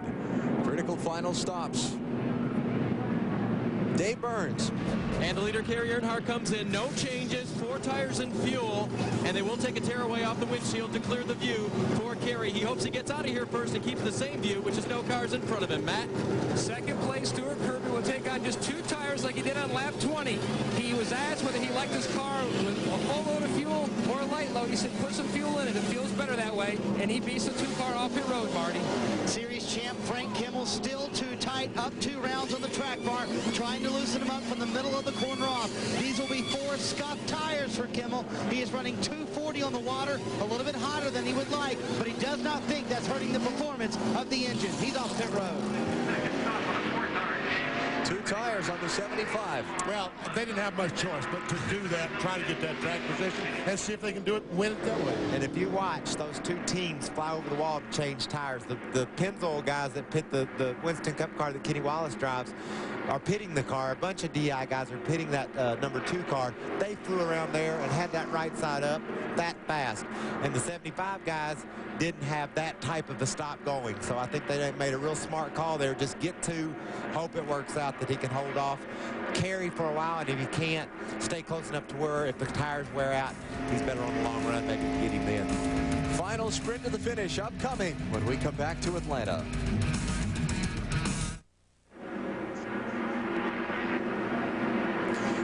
Four laps to go here at Atlanta Motor Speedway in the season finale for the ARCA REMAX Series. Little pit strategy here on final stops has put Stuart Kirby out in front of Kerry Earnhardt. Yeah, Stuart didn't have a choice. These guys that are pitting this 2-car are professionals. That's what they do for a living. And his guys do a nice job, obviously, but just don't have as much experience as these cats in this Pennzoil uniforms do. They whacked out a 19-second stop, and that was a really fast stop. And really, that's the difference, is professionals. Exactly. The Winston Cup guys, they train at it all week long, Dave.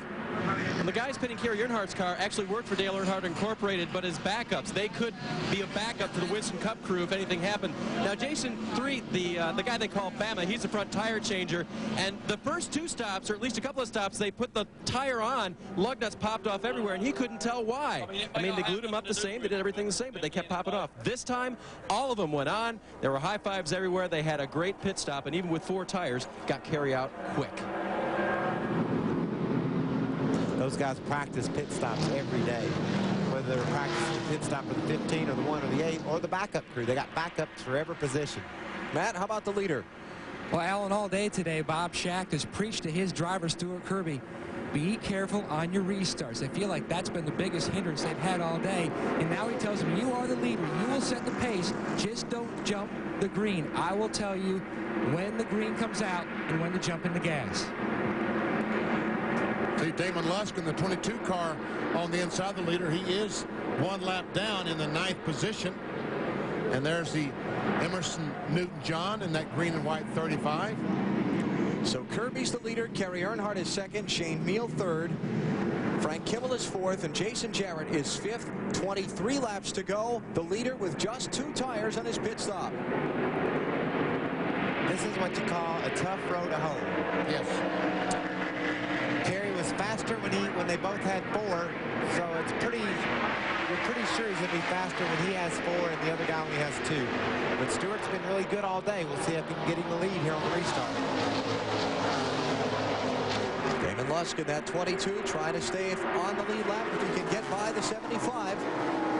Kerry Earnhardt kind of giving him room. Yes, it could be big if the 75 can get the 22 stuck between he and Kerry. And 46, Kimmel has been able to get by the 55 car, Shane Mill, and take over third. And he's challenged for second right now. He's not giving anybody any slack. And here comes Jason Jarrett, the purple car. Haven't talked about him much all day, except that his car wasn't handling well. The first 7 cars all lined up there going at each other.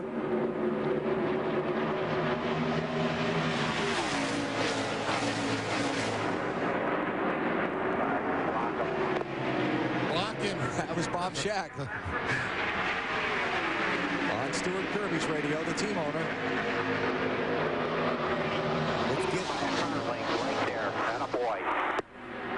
It's getting down to that time of day, Alan.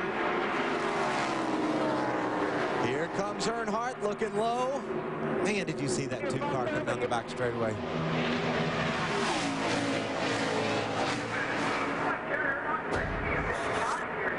There's Bob Schacht, veteran owner of that 75 car himself. Very successful driver in this ARCA REMAX series over the years. Here's Stuart Kirby, this young man that's driving this car would really love to get. Oh, he's coming down. No thunder, no thunder, no thunder, no thunder. You're clear, clear. Pull away. They'd really love to get something going next year, but right now, like a lot of teams, they don't have anything. And this could be Stuart Kirby's final race in this car. You heard Shaq say he can't pass you on the outside, protect the bottom. But it appears as if that car's starting to push up off turn 2 a little bit, allowing Kerry to make a run on him as the exit turn 2. That's how he got up beside him last time. They pulled away from third place Frank Kimmel by a second. Here we go. Kerry Earnhardt is there. Goodbye. 18 to go. Kerry Earnhardt back out in front. Kerry's car just turns. See right there, Benny? It just turns up off those corners. Stewart struggles with the car skating across the track. And see, that's what left sides will help you do. Right in the middle of the corner, those fresh lefts helps that car turn. He's terrible in traffic. Do the best you can, buddy.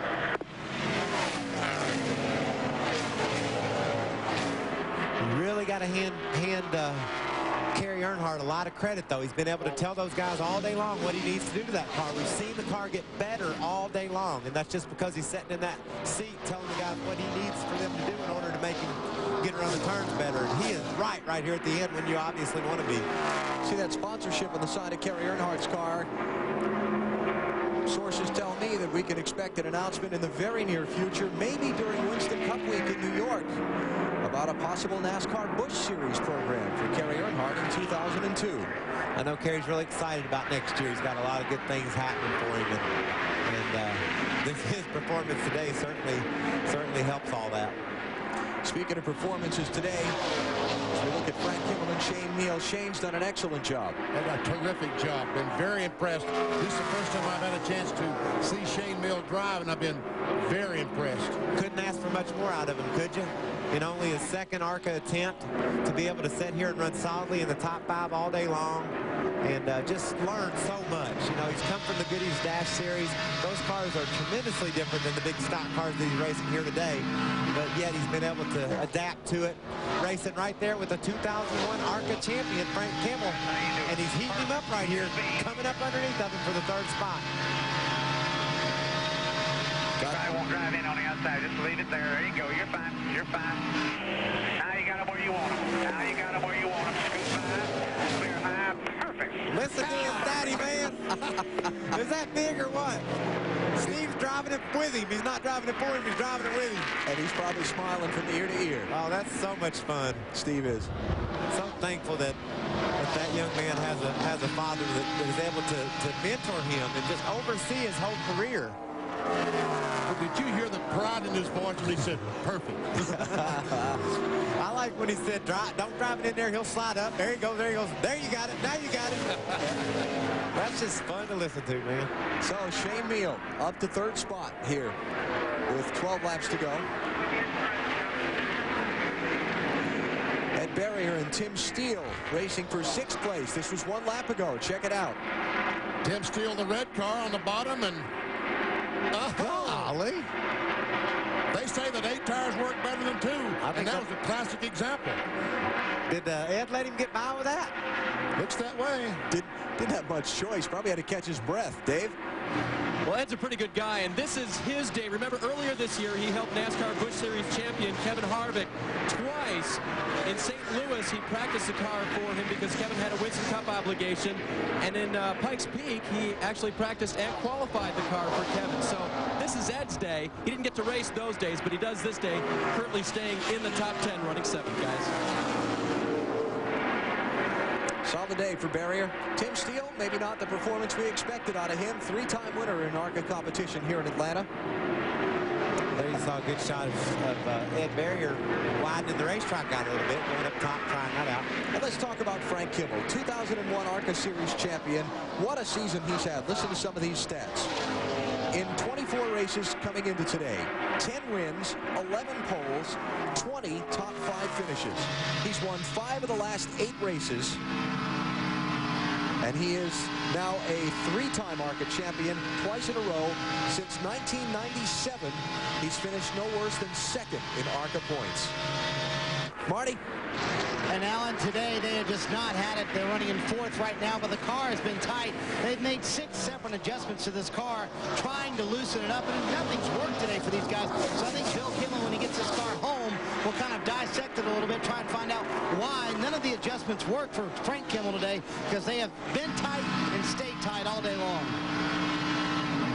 Kimmel and the other top finishers in the ARCA points to be recognized at their series banquet in Cincinnati in 3 weeks. Shane Mills heating the 75 car up, coming after him. Those 4 tires that Shane have got are probably a little bit of an advantage over what Stuart Kirby's riding on right now, Benny. I would think that you're exactly right, Michael, and that probably might make a big difference before this thing is over. We see almost 8 laps to go, but that's a long time. Kerry Earnhardt 4 3/4 seconds out ahead of this race for 2nd place. And pulling away in convincing fashion. That car was sitting in my shop all week. They work on it right out of the Napa Auto Parts shop that we work on our cars in. Look at the gap. Kerry Earnhardt back to Stuart Kirby. I'm sure all the crew chiefs from the Winston Cup teams will be down there with the guys that worked on the ARCA car today to see what kind of setup they had, what they thought it did. Even though the tires are different, there's still some things that they'll want to know about that race car that could possibly wind up in our cars tomorrow. What do you say, Benny? You want to get him in? I think he is. I do too. We're talking about the 55 beating 75. Yeah. Kirby is struggling as much as he has all day, so. Again, the 2-tire stop, I think, was the only chance that he had to win. Yep. But in the long run, it obviously was not exactly the right call. Shane's able just to hug the bottom. You saw him right there make up 2 or 3 car lengths just by being right on the white line. Let's hear what Steve has to say about He's out of tires. He came back to us. Remember, we did not run him.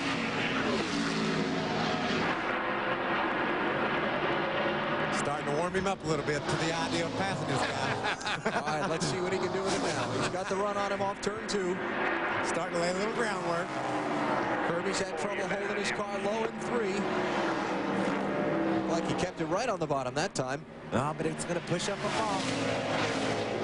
See right there, Alan, just a car width difference. The 55 able to stay down. What a good battle, though. And Frank Kimmel is about to catch this group. As wide as you want it. He's still 2 car lengths behind you. That's Stuart Kirby's spotter.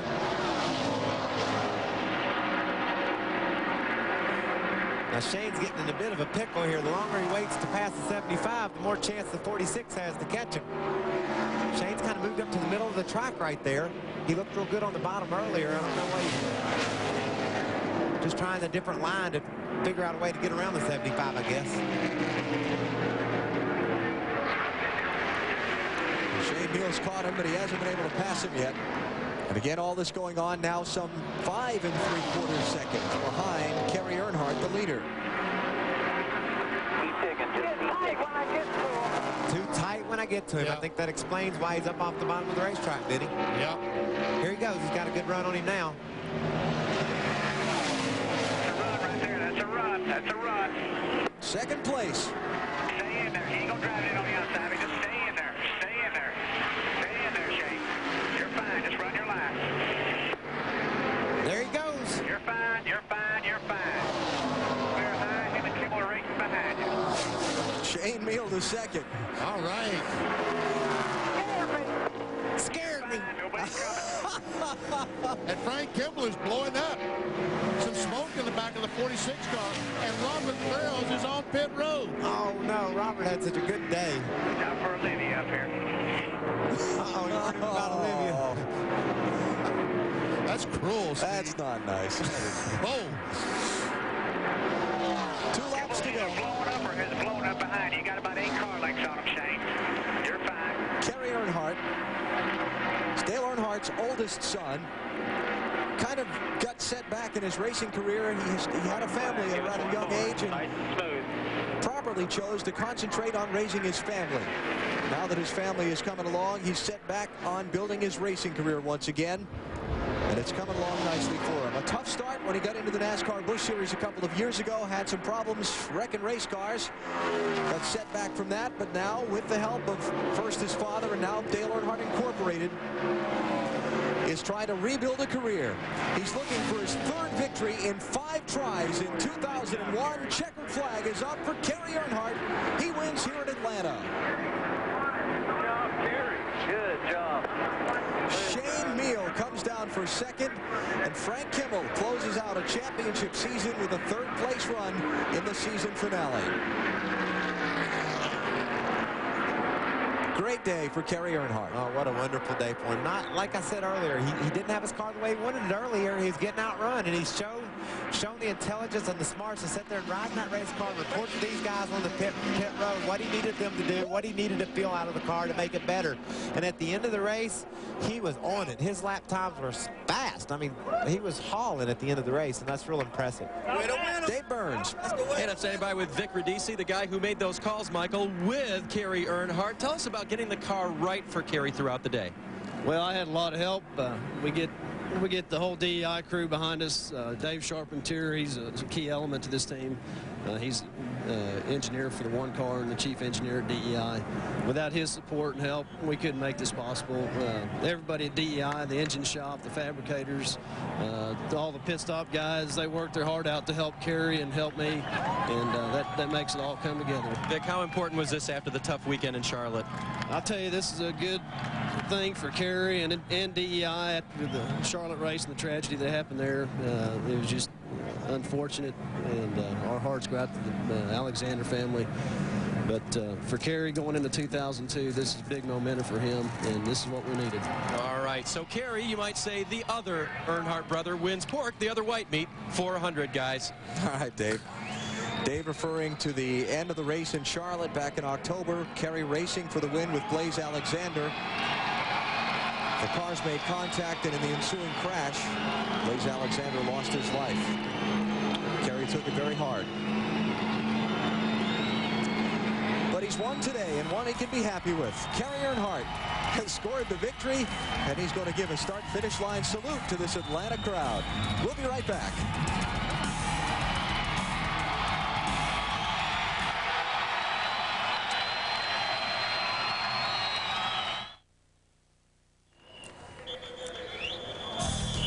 Back at the Atlanta Motor Speedway, where Kerry Earnhardt has won the season finale for the ARCA REMAX Series, just making his way into the winner's circle. Let's check the top finishers on the day. Earnhardt winning by 6.3 seconds over a very impressive Shane Meal. I was very impressed with the job that Meal did. Frank Kimmel lost some power there at the end, finished 3rd. Stuart Kirby, another great run for him. Yeah, just a really great race. These guys were all competitive, all took turns near the front of the pack, all overcame pit road problems to get up to be a part of the story at the end of the race. So just a lot of fun to watch the ARCA cars race today. Let's go to the MBNA winner's circle and hear from Kerry Earnhardt. Well, he started started third today. I don't think he was any worse than fifth as he adjusts his hat. It's like a DEI reunion. Only person we're missing, Michael Waltrip, who's up in the booth. Come on down here, Mikey. All the Bud guys, all the Pennzoil guys, as Kerry's going to get out, and I believe there's going to be a shower. Oh, he avoids the shower. No, he doesn't. There's the shower. I am, however, avoiding the shower. Kiss from his wife. Kerry, talk us through the pass there at the end on Stuart Kirby. I know it wasn't easy, but did you know 4 tires would win out over 2 at the end? Oh, yeah. I mean, anywhere you go, you always take 4 with the pit crew we have today. Not putting anybody bad on the other teams or anything. They're doing an outstanding good job with Stuart Kirby and Frank Kimmel. But, you know, we got these guys, we work hard every day and train, and, you know, we knew we could beat them in the pits, and Stuart had to take 2, you know. So we come out, and it was a tough fight, but I finally took the lead away from him and never looked back. I knew once we got up front, we were faster than him, we'd be gone. So that's what I was wanting, to get way out front. Boy, in the middle run, the car just did not look good. But Michael said what he was most impressed with today was your ability to tell the crew what they needed to do to fix the car and make it better. Yeah, I came a long ways in that, you know, with Dad on the radio with me. And, you know, Michael's Busch guys, I've run the Aaron's Dream Machine a few Busch races this year, and they helped me out a lot with Bobby Kennedy and all the guys. And, you know, we're moving on to some other things next year, running a full season in a certain series, and we're releasing that the 29th of this month. So we're all excited, man. I tell you, this Dale Earnhardt Incorporated Diamond Cut Chevrolet Monte Carlo is awesome today. And yeah, I just want to thank the fans and know it to all the fans. And you know, it's great. This one's for Blaze Alexander. You know, he's a great friend in my life, and yeah, I wanted to dedicate the Charlotte race, but you know, that race was his, and he's getting that trophy, and it's going in wherever his parents want it. So you know, this is for him, and you know, we're here to celebrate the life of Blaze Alexander, and we sure have missed him. You won Charlotte under some very difficult circumstances of which you just spoke. Does this help heal the wounds at all, Kerry? No, it don't. You know, like I said, Blaze won that race, and he's going to have the trophy wherever they like to have it. But you know, this is a great tribute to all the guys and everything. But like I said, this is in memory of Blaze Alexander, and it's all his. All right, 3 wins in your last 3 ARCA starts. Best thing about winning the Pork 400, you get some free pork over there. They're cutting it for you. All right, Kerry, go grab some. Alan. All right, Marty, thanks. Kerry Earnhardt, we saw when we went to the commercial break, was standing on top of his car at the start-finish line. He was greeted there by a plethora of well-wishers.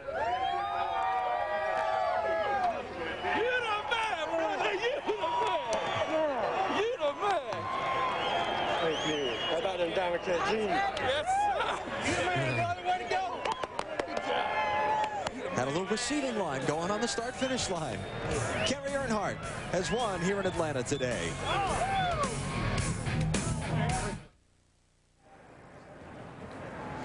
You know, they keep spraying that stuff around there in Victory Lane. They're not going to have anything left for later. Kerry Earnhardt has won today the ARCA REMAX Series season finale. Meantime, let's check with some of the other top finishers. Here's Matt Yoakum. And Alan Shane Mills all smiles. His mom's in tears, and your dad's not down here yet, but this has got to be a huge, huge confidence booster for you. Yeah, it's a huge confidence booster, I guess you'd say. But I just want to thank everybody with the Army and all. It was really easy with them and IMI and MyTail and Gould's Pumps and everything like that. They gave me the opportunity to do this, and it was really a whole lot of fun. I hope I get to do it again. Now, Kenny Wallace, your teammate next year, came on the radio, congratulated you, and told you you're going to do some TV, and then what'd you say? He had to ask. I had to make sure I knew who all I was going to thank and all that stuff. So he get me under control because I was so excited. So he knows what to do. He's been doing it long enough. I guess him and Michael Waltrip are probably the best 2 personalities, so there ain't nobody to learn from better.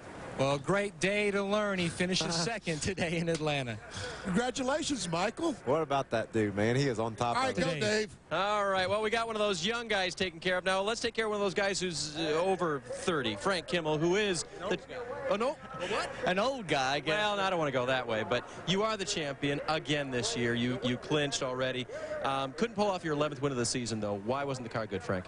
Oh, it was great at the beginning. The Advanced Auto Parts Pork Ford was just as dominant as it has been all year, and Kerry was having a little trouble, and we got really tight. All through the race, it kept getting tighter and tighter and just couldn't fix it. We kept working on it. We get a little better, then it started getting tight again, and just didn't have anything for him at the end, and overheated a little bit there at the end, got a little too much rubber up on the front grille, and motor started going south, so we just salvaged a good third place finish out of a pretty decent day.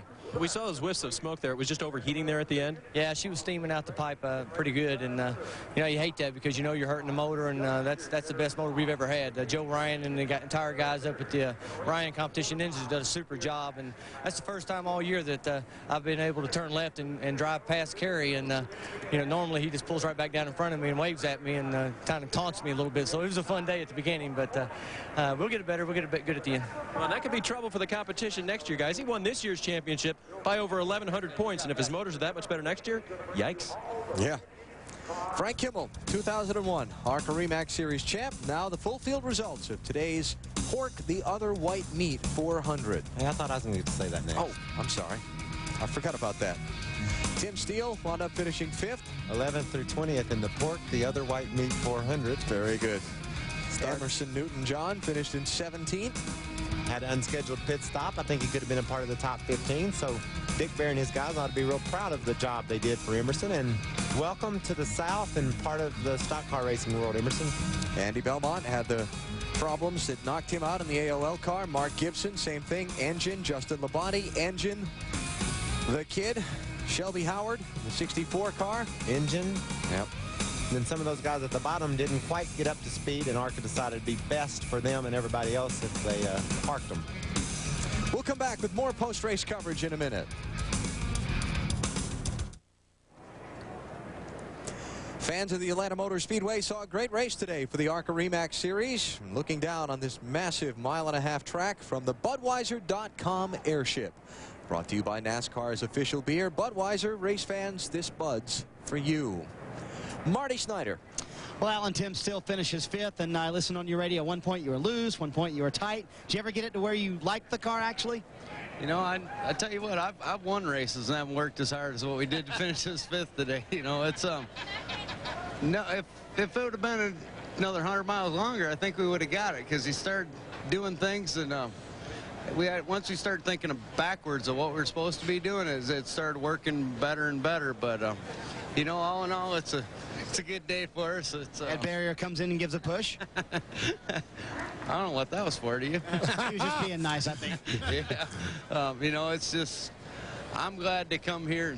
Ever since they changed Atlanta Speedway, the place hasn't been real good to me. I've been here this is the 4th time They're I've on been his here. ass. 3 times previous to this. I've been here 3 times, crashed 3 times, and got hurt 3 times. So to come out here walking around smiling, that's like a win for us, I'll tell you that much. They did pretty good today, and they finished the season with 6 straight top 5s, Matt.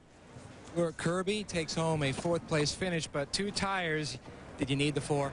Oh, most definitely. We took 2 tires there at the beginning, about the first quarter of the race, and the car was just perfect with 2 tires. I couldn't ask for a better car. I haven't had a car drive that good all year long, and you know, we decided to do it. The track got a little greasy there at the end. We took the 2 tires, and left side tires just hold me down to the bottom, getting into the center. So you know, that's part of it. We took a gamble, tried to win a race, and you know, we came out with a 4th place finish, so that's pretty good for us. Another top 5 for Stuart Kirby, trying to lock down a sponsor for next season. So Liz? And Jason Jarrett finished 6th today. Jason, great run today, great year. I tell you what, ML Motorsports, Mary Louise Miller, they took a chance on me at the first of the year, and we turned it into something that I don't even think that I expected. We're going to finish 2nd in the points. We'll probably win Rookie of the Year. But it was just a fun day to win the or to end the season.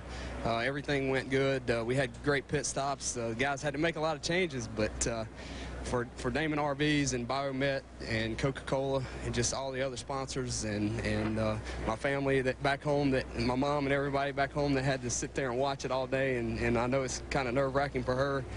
Had a lot of friends and family here, and it's just a fun way to end the year, and I've enjoyed running the ARCA REMAX Series.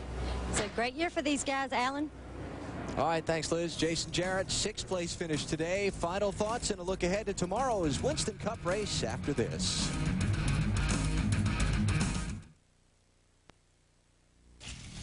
Tomorrow Tomorrow at noon Eastern Time, NASCAR on NBC brings you the Napa 500 season finale from Atlanta. Bill Weber sits down with Jeff Gordon to discuss his drive for a 4th NASCAR Winston Cup Series championship. We'll hear about the husband and wife, Sean and Tara Parker, and the emotional year that they've had. We've documented that story well through the season.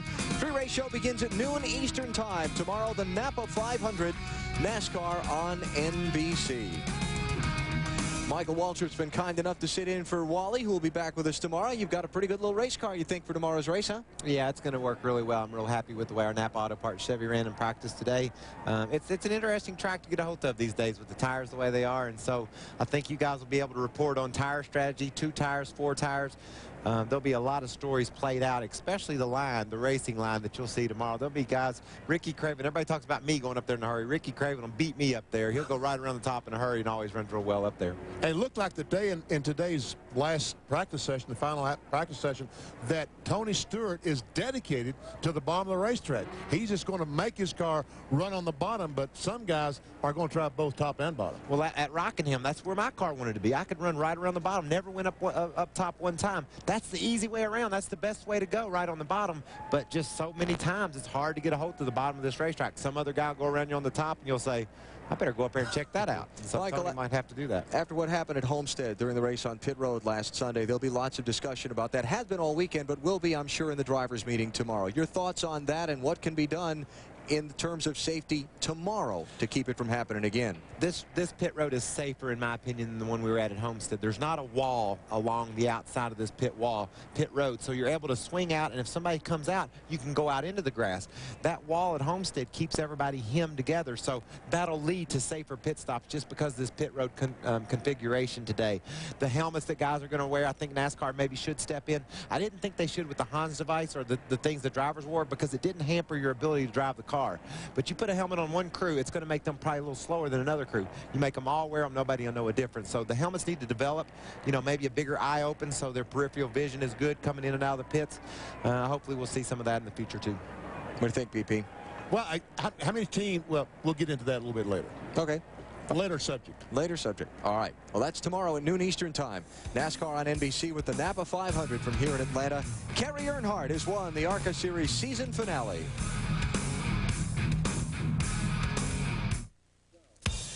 The ARCA REMAX Series from Atlanta on TNT has been brought to you by Craftsman, the official tools of NASCAR, CART, and NHRA. By STP Fuel Injector Cleaner, because fuel injectors work better when they're clean. And by the United States Army, an army of one. Kerry Earnhardt has won today's ARCA race. Mikey, thanks. Oh, man, I enjoyed it. Looking forward to being part of the Napa 500 tomorrow here from Atlanta, Georgia. You guys look down and tell me what you see. What do you think of those young guns today? Unbelievable, wasn't it? I thought it was so much fun to see them develop. Learn what to do. Learn how to make pit stops. Come off pit road, make adjustments. They were cool, man. They all passed with flying colors, too, didn't they? They sure did. Pretty good race. 6 different drivers changed the lead 16 different times. In the end, Kerry Earnhardt led the most laps and scored his 3rd win in 5 tries in 2001 in the ARCA Series. Back to the Future with Michael J. Fox is next on TNT. For Benny Parsons and Michael Waltrip, Alan Bestwick saying so long from Atlanta. This has been a presentation of TNT Sports.